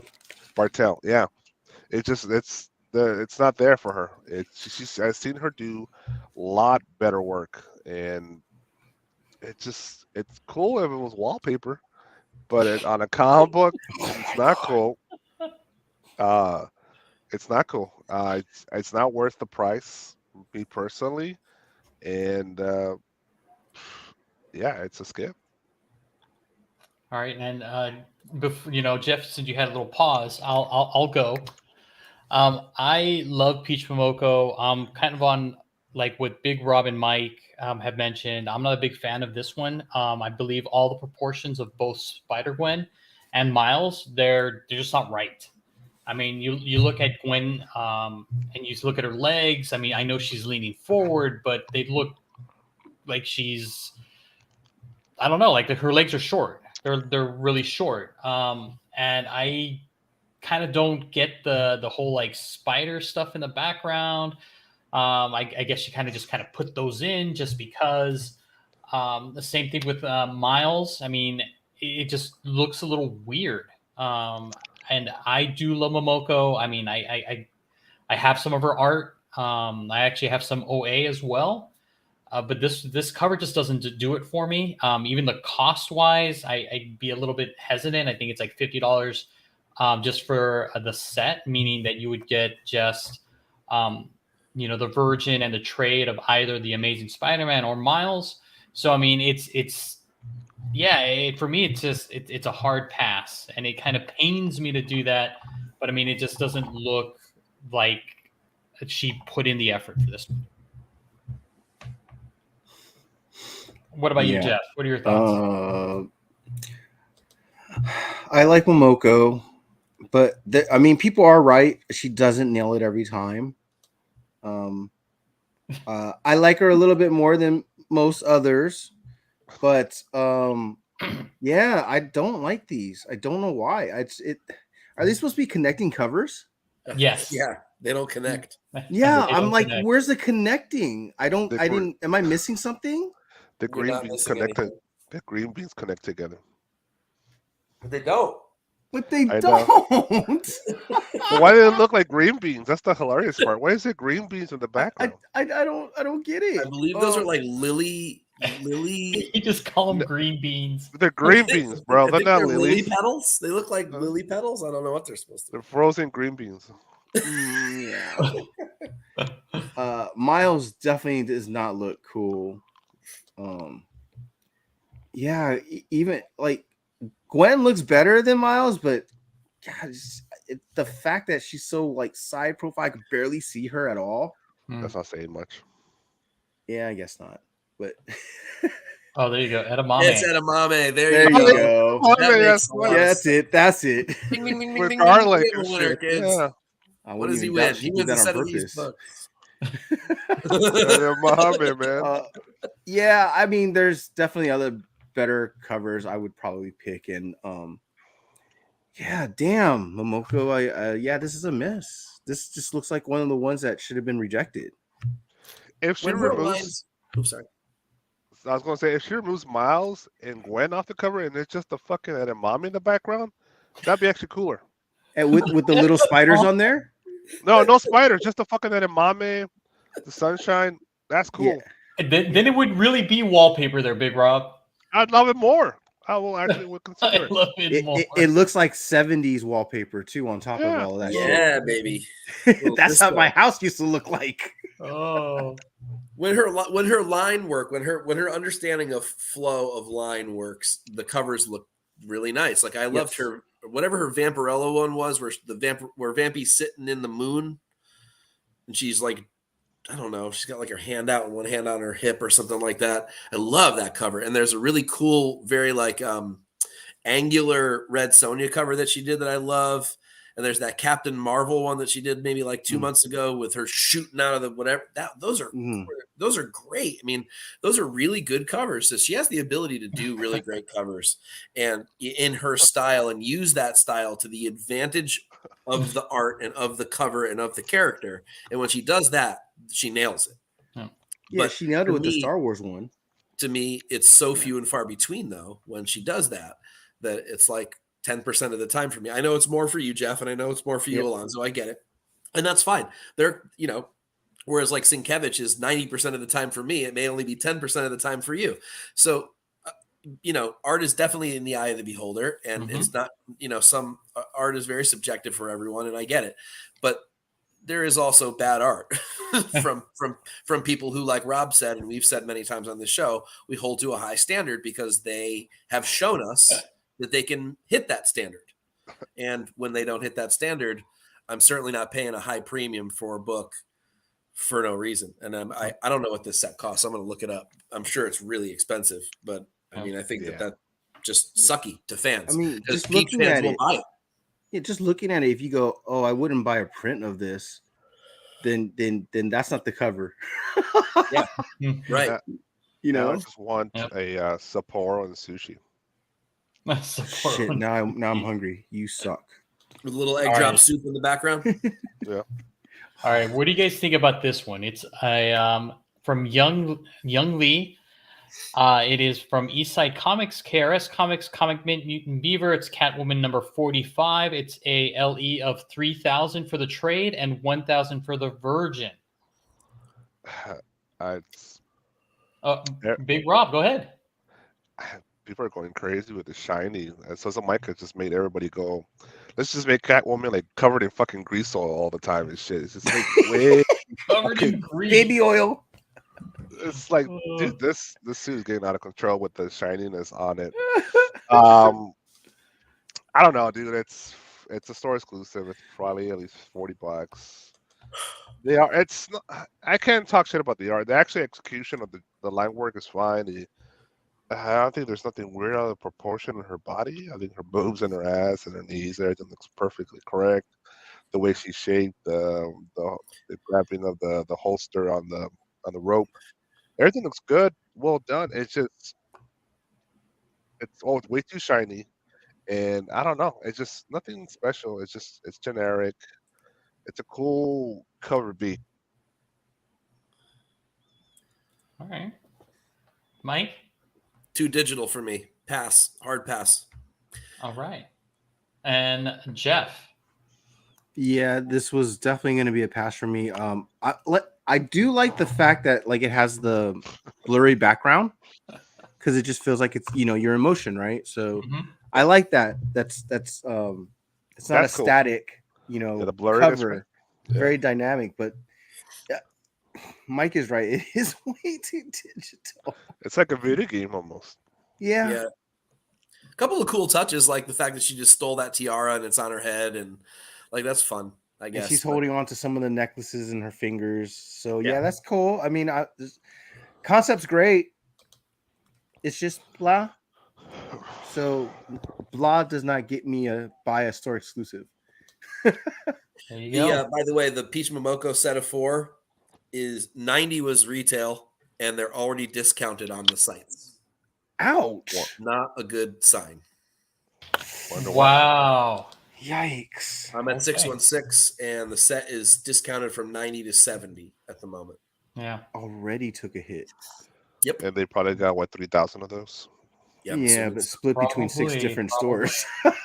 It's probably 3 for the trade dresses and 1 for the 1,000 for the virgins. I'm assuming that's a lot of copies. That's a lot of books. All right, it's a lot of kindling, folks. Yep. So, what do you guys think about this one? It is for Star Wars. It's by Miko Sane. It is from Big Time Collectibles. It is an LE of 3,000 for the trade and 1,000 for the virgin. All right, here we go. Let's go with the Star Wars guys first. So, Mike? Boring. Does nothing for me. It's a good piece of art. It should just be an A cover. I would never pay a premium for that. I would never pay more than $4 for this cover. Okay. Big Rob? I say this, it's better than Mike Mayhew's version with the red hue, because I hate those fucking hues. I actually could see color detail on the cover, so I appreciate it. But it's literally the same fucking cover. Yeah, I agree. It's boring. It's just generic, but at least it doesn't have a red hue all over it, so that's a win. Well said, Hal. Well said. All right, what about you, Jeff? Yeah, no, I'm definitely passing. I don't there's something feels off about it. I feel like his head's fucking long as shit. It's too small. The helmet is like long, like tall, like really tall, long compared to the rest of him. So maybe it's the angle. I don't know. So yeah, and I don't know. I don't know why I don't like it, but I can see his cape through his helmet. Like, I just don't know why I don't like that. The fire's cool. Yeah, that stuff behind him is fine.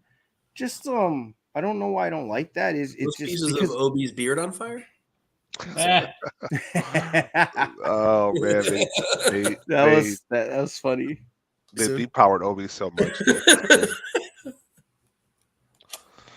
Yeah, I'm there we go.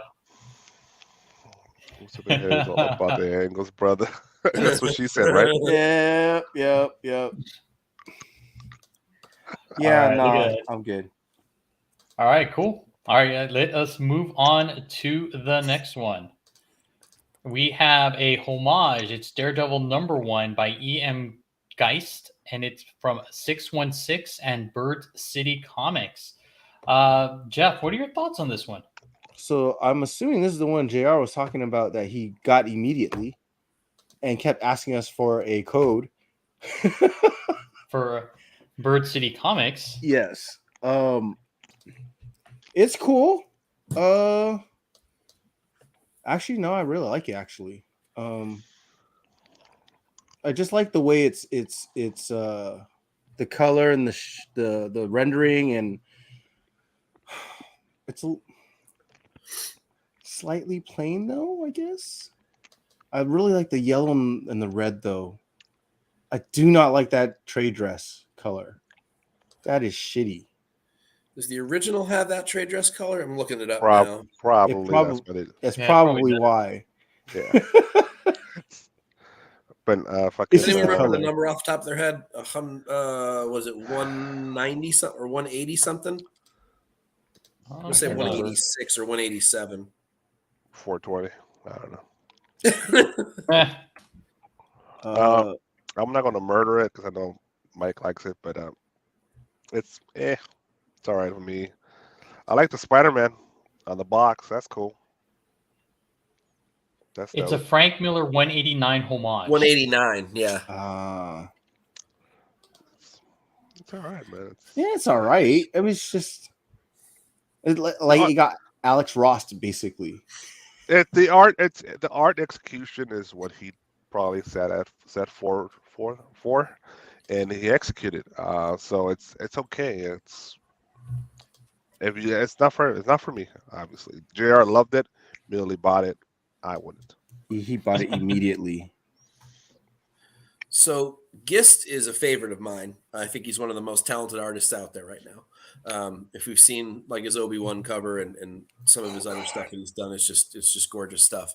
And there, his artistic mastery is on display here, but I think it's the wrong homage for him. Only because the reason why the original version of this works is because it's Frank Miller. And Frank Miller, like Sienkiewicz, had the ability to create motion out of over inks and just this sort of manic kind of motion that's going on. It's hard to describe, but there's only a few artists that could really do it well.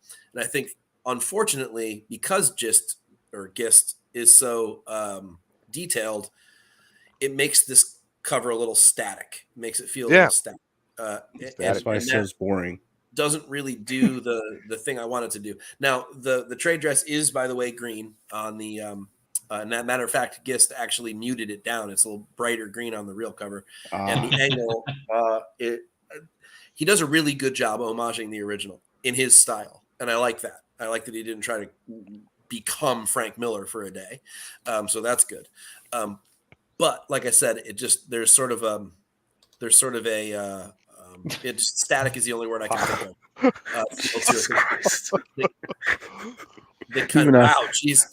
I wasn't that mean. So there's a lot I like about it. I like Gist a lot. I like elements of the cover. Mm-hmm. I kind of just wish he had chosen a different cover to homage. I think that the whole reason why the original of this works is because it's Miller, not because it's necessarily a great cover. It had a grittiness to it. In its own right. Yes, right. There's a grittiness to it, right? If you had somebody else redraw that panel where Bullseye stabs Elektra with her own sai, and you had 100 artists draw it, they would still not look as cool as the Frank Miller version. Frank Miller, yeah. With all the blood splatter going everywhere and just the way it's done. I mean, you can't recreate that genius. And I think this is a prime example of not being able to recreate genius. But I could see people liking this cover just because the artistically it is well done. But yeah, so I'm not gonna say what Wookie said about it. I don't think JR wasted his money on it, but it's the same reason why you don't see a lot of Sienkiewicz like homages, because that's really difficult to homage. Right? Who could do that? Right? Exactly. It's so difficult. Right, but oddly, people do Miller all the time. They always do that damn Dark Knight cover with the lightning. Man, how many times he bought it with his eyes closed. And it's cool that he chose a cover that's really never homaged, and I really love the original for this cover. But I don't know. It just there's a static feel to it that I don't love. This is a good, not great to me. I don't think there's anything bad about it. I just don't think it does what the original did, and as a result, it's a pass for me. Okay. All right, and then we have Bloodstained Teeth #1 from Trinity Comics by Sozo Maeka, and it's an LE of 500, and this was released just today. All right, we are all Sozo Maeka fans, so I'll let the panel. Which one of you guys want to go first? Did it sell out? I just want to add one. Probably. There's an original version, right, of this? Because I seen another version of this where she has boobs. This one doesn't have boobs. Oh, it doesn't show cleavage. Yeah, the original version is cool. I think a lot better than this. Because actually, it feels a lot more. Just So is this an homage? Is that what you're saying? No. She did one, but it got There's edited. another version of it by Sozamaika. Yeah, but it got edited down to this. Oh, did it? Yeah, I swear I've seen some other YouTube show. I can't remember. All right, let me see if I can find it. Yeah, maybe it was too much. Yeah, there's a cleavage. Well, they might have done what they did with that Frisson cover for Catwoman a couple of issues ago, where she had all the lingerie on. And they muted it. They made it all muted. They made her bodysuit darker so that the lingerie didn't show up quite so much. Because I know that happens a lot to Sozamaika. Her covers get edited a lot. Whoa, this set is $70. Wow. Yes. No, I get it. Hot artist at an LE of 500 is probably going to sell out. Yep. Yeah, it's her. Damn, that's a steep price, bro. That's a lot of money for two copies. It's literally good timing because she's just coming off of those Catwoman covers. She's doing more covers now for other stuff, more store exclusives. So I get it. I cannot find the one that you're talking about, Big Rob. I know. I saw it I actually saw this a long time ago too, probably a month ago. The original art may have more of a cleavage feel to it. Yeah. Did she post it on her Instagram? It may be on her Instagram, or her Twitter. Let me see. Let me see if I can find that too. Let's see if I can find it. The cover itself's pretty good. I mean, it's not her best work, I don't think. It's a cool angle. I like some of the sort of, I don't know. I never know how to describe this, but there's sort of like a slashy kind of a brush stroke thing going on here and there in the costume and stuff like that. I dig that the hip is out. The skin of the hip is out. It draws your eye to different parts of the cover and sort of balances things out nicely. The red is used well. The face is beautiful. The lack of cleavage is a little weird. It's there. You can sort of just barely see that it's there. It's a good cover. I don't think I would say this is like middle of the pack Sozamaika for me. At an LE of 500, it's enticing, but certainly not at $70 a set. No way. Okay. I'm still trying to see if I can find that cover. Yeah, I'm looking too. But I mean, very 80s, 90s posters type of vibe, like a movie poster. So it's kind of cool like that. Mm-hmm. Yeah, very slasher movie kind of poster vibe. So I think that's cool.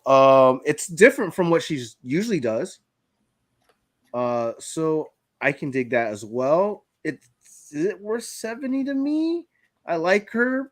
I don't think this is one of those ones where I would pay $70 for. Yeah. Okay. It's seemingly not on her Instagram.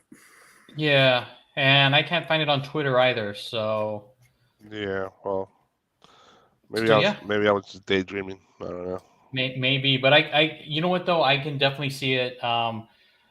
Where there should be a boob slit here. Yeah. Right. You can run the credit card. There should be something there. It looks like they've kind of did mute it. So I get it. But you know what? I still kind of like it. I'm on the fence for $70, but I like the face. I like how she's giving that kind of little nod almost. Very demonic because she's got her head cracked over to the right. Yeah, I like that head tilt. I dig this cover for whatever reason, and it does remind me of those slasher films, as you guys have mentioned. I mean, it's Cohiba's like Uniboob. Yes, Uniboob. I'm right there with you. But yeah, I dig this cover. I'm on the fence, but we'll see what happens. Yeah. Man, you really want it, don't you? This cover, for science. You know what? It's if I like the work, and there's something about this cover that I like. I like the blood splatter on the back.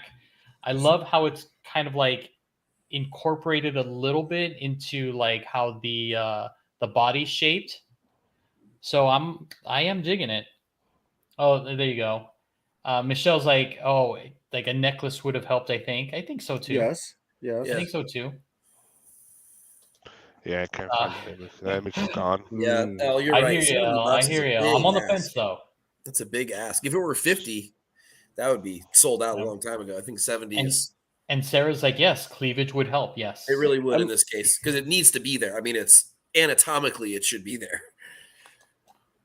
Oh, you could. Oh no, that's just a tree. I feel like watching Buffy now. Is it Drusilla? Is this Drusilla? I don't know. Oh my gosh. See, she needs that credit card slot. It was there. They took it out. I swear I saw that image somewhere. Oh my goodness. All right, let's move on. So we got also I had this jokes, one. but I'm not going there, man. I know. It is The Boys, and this is The Boys #1. It is a reprint by Hugh Din over at Spectral Comics, limited to 33. Wait, only 33? I think it's 33. Either that or it's 300. Yeah, it's Spectral. I think I might have messed this one up. 333 price. 333 wow, price. 33. I know it's probably all gone now. I was like, It's it's sold in a out. metal? You just have Adam Hughes poop on a cover and make 33, and he'd sell them.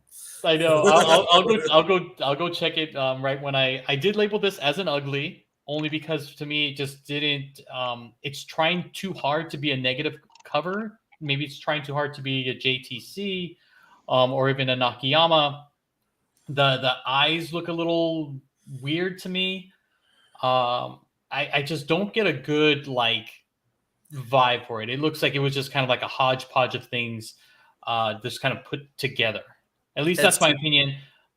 However, head's too small. I know big. Go ahead, Mike. Head's too small. No, this is something off. But Big Rob likes this, so Big Rob. While I go look and see what's Ellie on it. Number one, I do love Houding's picture. Looks like he just got out of bed. That's fucking awesome. 300, and it's the middle of the workday too. 333. Yeah. 333 copies. Okay. Yeah. And it is $33.33. That's even There funnier. you go. Thank you so much for that, Mike. Yeah, I actually do like the cover because I don't know, just appreciate the bonkers of it, the craziness of it, just his fucking psychotic face of him just smiling, going, "Yeah, I just tore this motherfucker up." It's just I appreciate it. It's just I don't know. It's cool. It's interesting. It's funny. It's over the top. It's just stupid, but it's funny to me. It's just it's a cool. If it's like a $10 book, I would consider it because it's so fucking crazy looking, but it's definitely a cool cover in my opinion. All right, Mike, Jeff. The head too small thing bothers me enough that I don't like it. It's one of we do this a lot where there's that one glaring thing that we just can't look past, like the Oliver cover with the deflated boob. Not that I expect perfection out of a cover, but that's with the negative space going on. Everything is really like in focus on in the forefront, and the head's just way too small. So it just bothers me. I can't do it. I don't know that I think it's ugly, but overall maybe it's a little ugly. Oh my god. That's one hell of a package, though, man.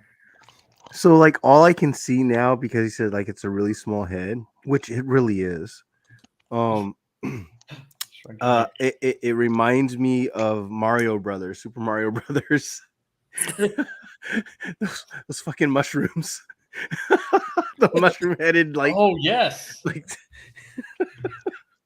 That's all I can see now. His head's so small compared to his big ass body. Yeah. It's a pass for me. It's not my type of art. I'm like Big Rob. I'm sure he really likes it. So it's just because he's got that kind of maniacal thing going for it. But yeah, not for me. I'm good. Thank goodness. All right. But isn't he supposed to have like a giant fucking body and a regular size head? Yeah, he's supposed to have a regular size head, but he looks like his head is way small. There's a Delato Homelander also on Spectral, by the way. Oh, really? Okay. So while you're over there, not buying this one, I just think his head is as big as his little shoulder pad, man. I just don't think it's ugly. I think it's okay.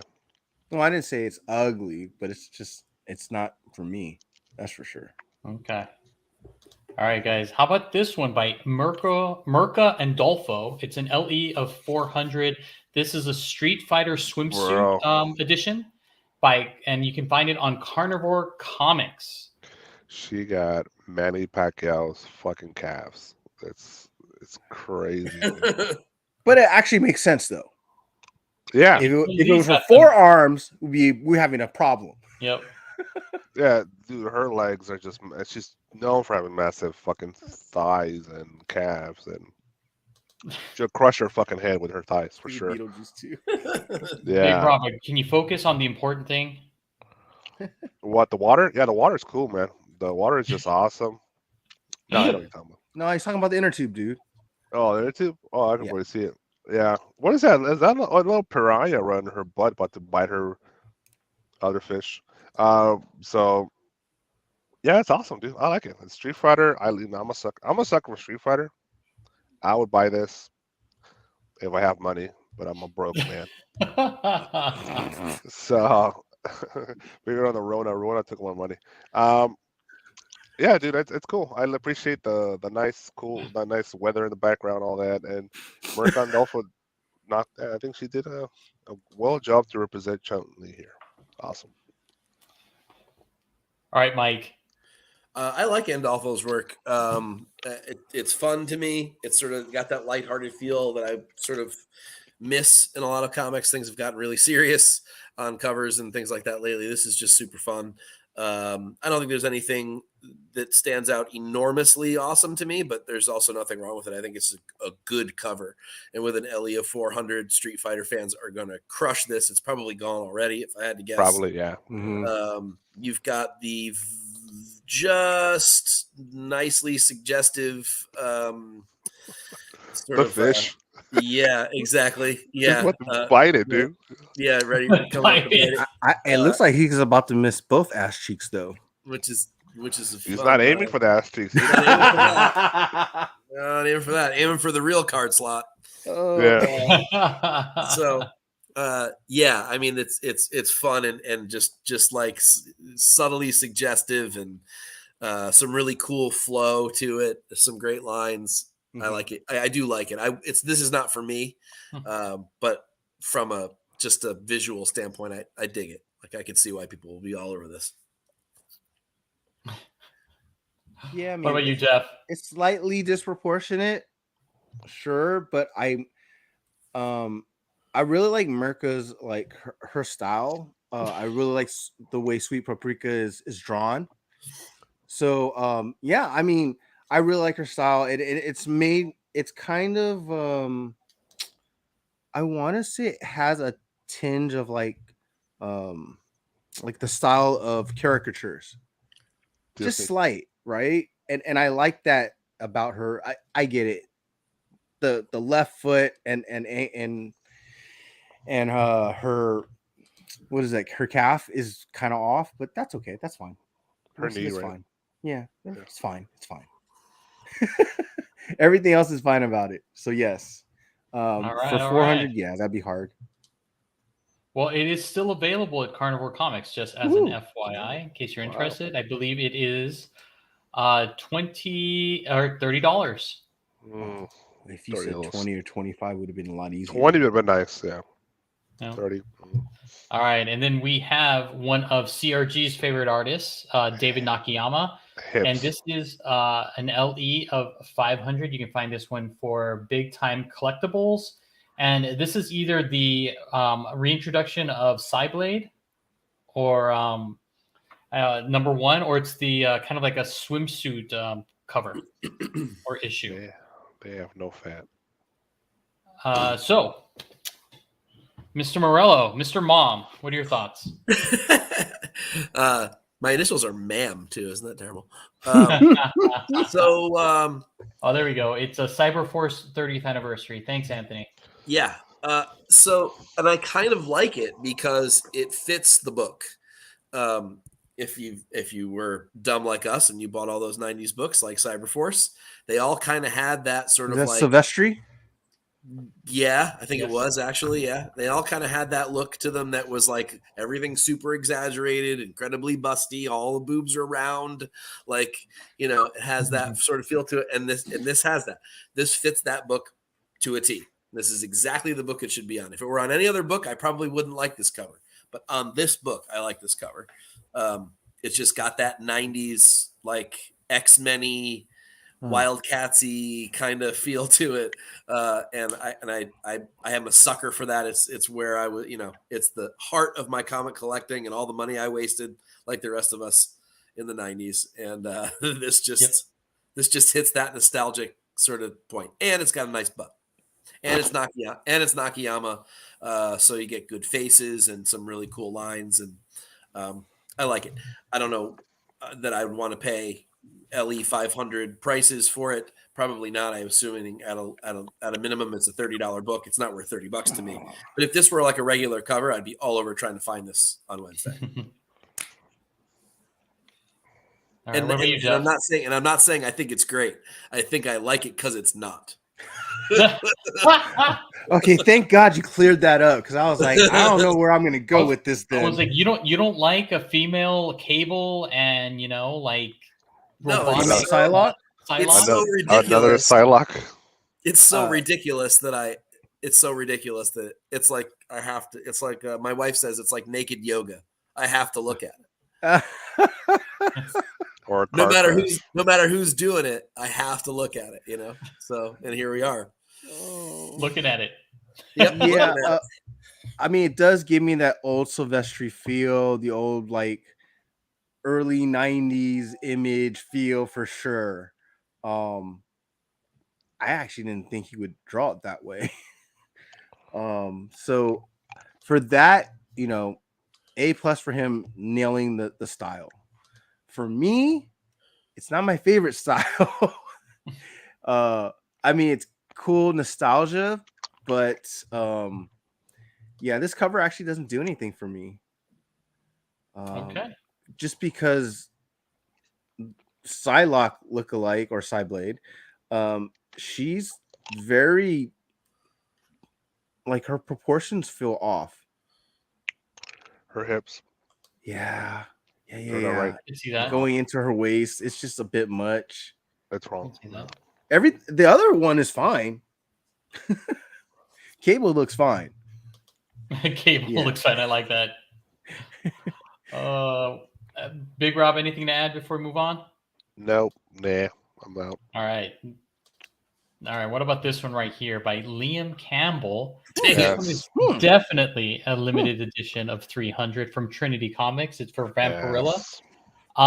And we all know. You don't even need to point it out unless you. I do. I just have to make sure Mike has seen it.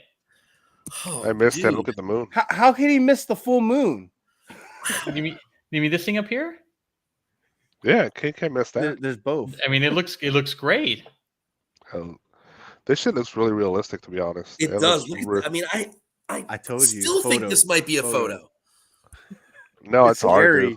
It's art. Definitely art, but damn. It's a good introduction. I don't Fucking hell. I don't remember seeing Liam Campbell's art before. This is a great introduction to his art. He definitely has talent. And if that's a photo, I want to meet her. Jesus, seriously. And just as an FYI, it is $24.99 over at Trinity Comics. That's actually not bad for a 300 limited. Really not. Goodbye. Man, that's a good cover. Look at that. They like your face there, Mike. Can't help it, man. I mean, he can't even get the words out of his mouth at this point. Is it my turn? Okay, if you like that, go for it. Break it down. Break it down. What's there to break down? I mean, for God's sake, it looks like a photo. The art's unbelievably incredible. I don't know if this is like based off of a photo or what. The lighting. Artistically drawn over the top, but man, the lighting's incredible. I mean, obviously the ass is the thing, right? I mean, there's no We don't need to even talk about that part. It's unbelievable. But at the end of the day, from an artistic standpoint, if this really is a raw piece of art, this is fucking masterful. And I want to know how this was done. I really do. I mean, I'm really impressed by this. I don't know. This is an incredible piece to me. Yeah, even Michelle was like, it looks like a cosplay cover. It really, really does. Maybe too much. Like, oh, man, I really want to know like what the process was for this cover, because this feels like it's kind of like what Raza feels like a lot of times, where I'll look at something and go, dude, that was a fucking photo. You just painted over the top of it. And this kind of has that feel to me. Like, I almost find it impossible that this didn't start out as a photo that's been messed with. But if it's a raw piece of art from scratch, man, this is an unbelievable cover, and at $25 for a 1 out of 300. That's I think that's worth every penny. But I think Rudy sent it at best. It's masterful. It is masterful. Yes, it is.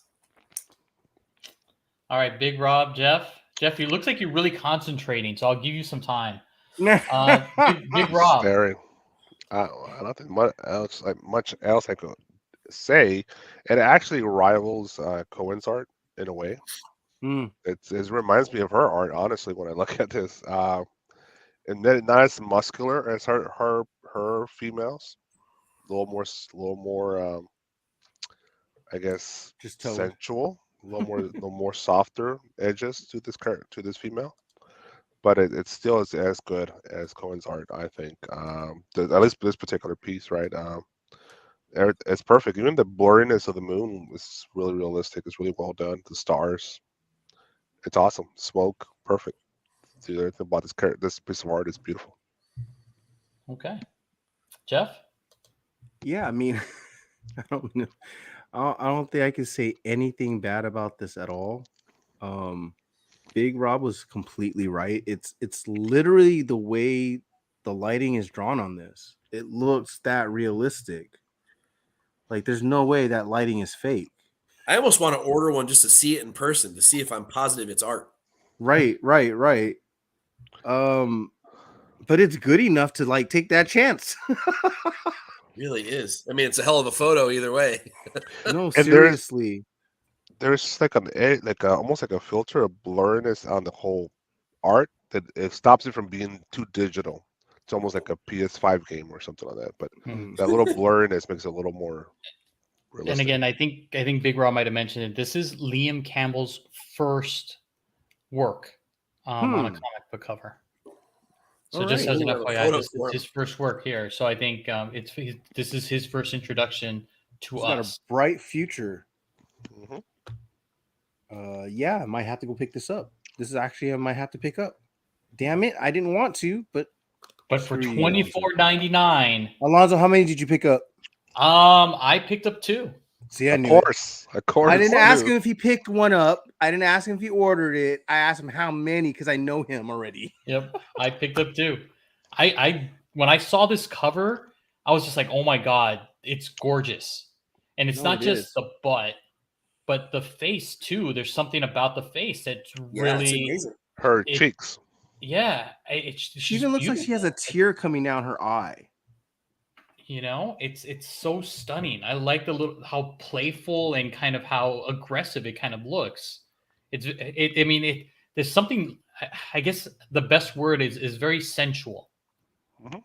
And I dig it. Buying one. I like the blurriness of the moon and the stars. I like that out of focus. That's so good. Honestly, just to see if this motherfucking thing is actually art and not a photo up close. Damn, I gotta know. I have to know. You have to know. It's worth so much from Trinity too. Trinity is a great store. I know I've had a trucker mouth on me tonight. I'm sorry about that, guys. Hopefully it doesn't. We're good.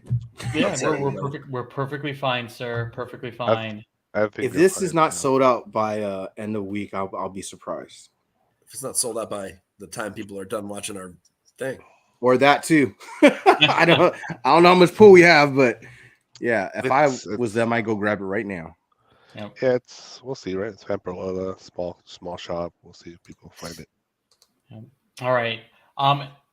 And here we go. And Cohiba, yes, it is the butt. Oh yeah, that's number one. Yeah, yes, that is number one. Translation: There's dead no doubt ass. about that. Yep. Dead ass. Dead ass.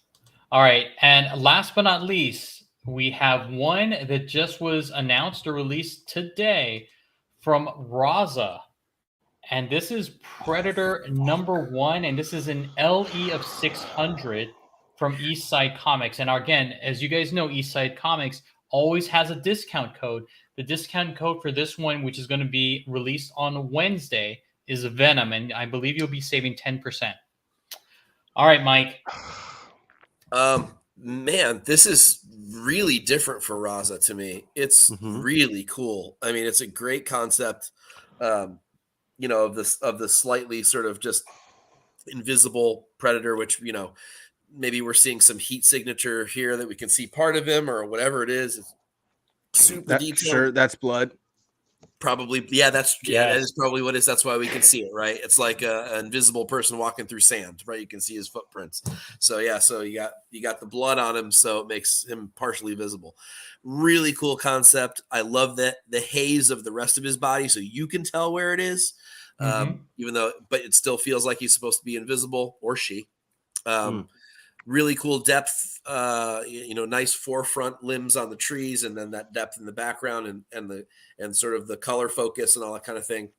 This is really cool and really different. I love to see already great artists stretch their legs a little bit and do something even more different.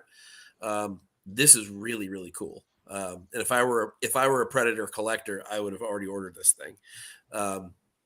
Wow, I'm impressed. And Raza is very hit or miss for me, because I think, like I said before, when his covers look as though it started off with a photograph, I don't like that. It feels like I got cheated. But when it's clearly just art, like I'm thinking that Run the Jewels homage cover, the Black Panther one. Yes, I mean, that's just a freaking great cover. So when there's that kind of stuff, I love. And this is yet again just another level for an already great artist. I really like it. It's really cool, really different and unique. Cool. What about you, Big Rob? Well, as the art itself, it's brilliant. It's perfect. Mike said it all. It's well done. But it does piss me off that they're making store exclusives with the Predator variants, because I was planning to buy all the covers through the regular release covers on Diamond, but now that they're doing fucking store variants, now I'm like, now I'm hesitant to do that, because it kind of waters down all the regular $4 versions of all the Predator variants. So that kind of pisses me off. I don't know if I want to do that now. But as we're here for the art itself, it's well done. It's perfect. It's Predator. I'll definitely sell out. It's 600 copies. Oh yeah. But I wonder, this is just per the store, because this is Marvel. They don't allow minimum there's 3,000. no such thing. Yeah. So something like that, right? So where are the other 2,400 copies? That is a great question. Oh, that's a good question. Again, it's extremely limited to only 600 copies across all retailers. So you know that because it's Eastside Comics, that Mutant Beaver's going to have it, Comic Mint's going to have it. So you know all of them. And that's 600 copies regionally in the U.S., because the UK get their own shit and other countries get their stuff. So they always play with the fucking wordage on that shit. So I don't know if I believe them 600, but yeah, I don't know if I would believe 600 either. That's really hard to believe. Yeah, it really is. Unless you prove, unless I watch you burn them, right?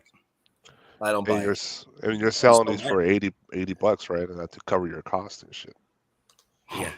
Yeah, like, is it $80? Because shit, it has to be. You got to pay for the other. You got to pay for the other. So I can tell you right now, it is going to be $30. What the fuck? $30.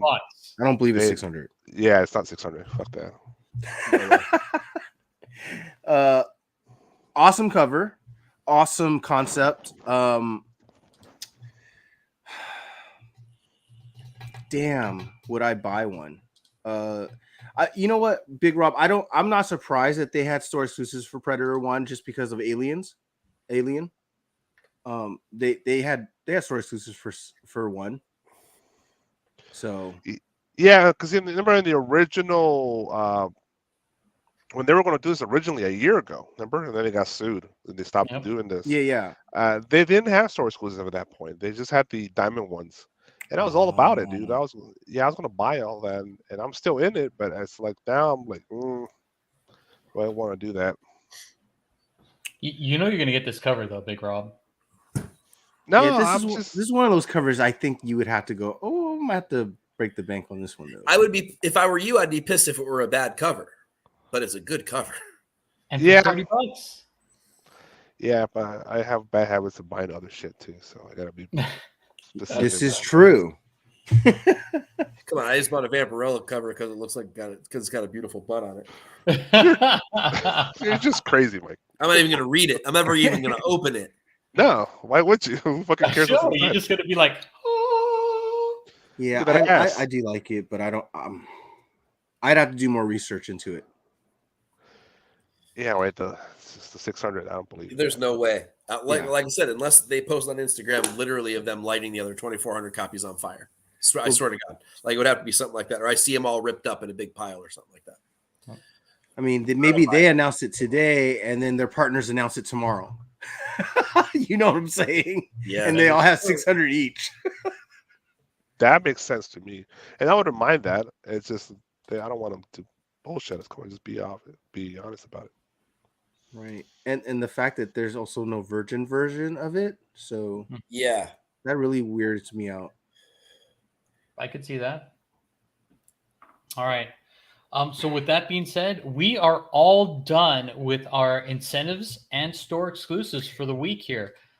So, Mike, let us know what you're going to be talking about in our cover fire for this week. All right, cover fire, man. I'm really impressed with some of the A and B covers this week. There's some really, really great stuff.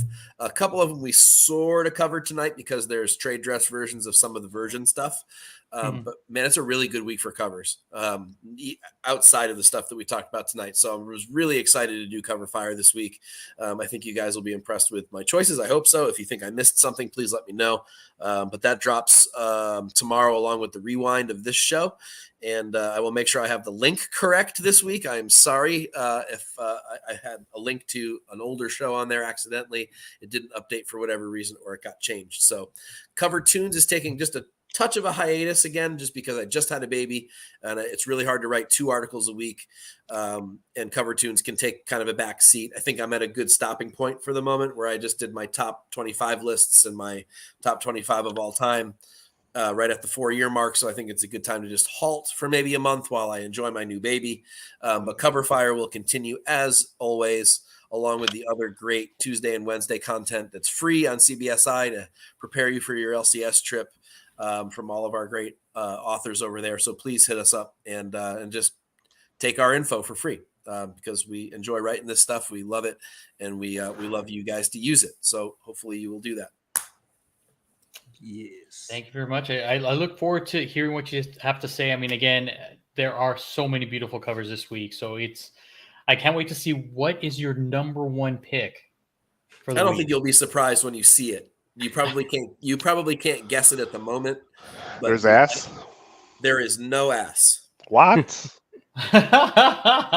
And that's why you wouldn't have guessed it. It's like, right. It's all about the art. It's all about the artist, and I don't think anyone could argue that artist should be at the top of the list this week. All right. And then as for us, we have a number of upcoming shows this week. And first off, Jeff, you want to talk about this one? Sure. I'm assuming this is tomorrow. Tomorrow at 7. All right. Tomorrow at 7, we are going to talk about Star Wars Celebration. I think it's probably going to be the Herd. So all of us who have gone and JD, that's right. JD will be there. So talk about our experience, what we saw, what we bought, who we saw, pictures we took. I guarantee you're gonna see a lot of skin. JR's in charge of this, so definitely Not every see a lot of slave skin. Leia is worth photographing. Come on now. You're wrong. There were so many slave Leias Yeah.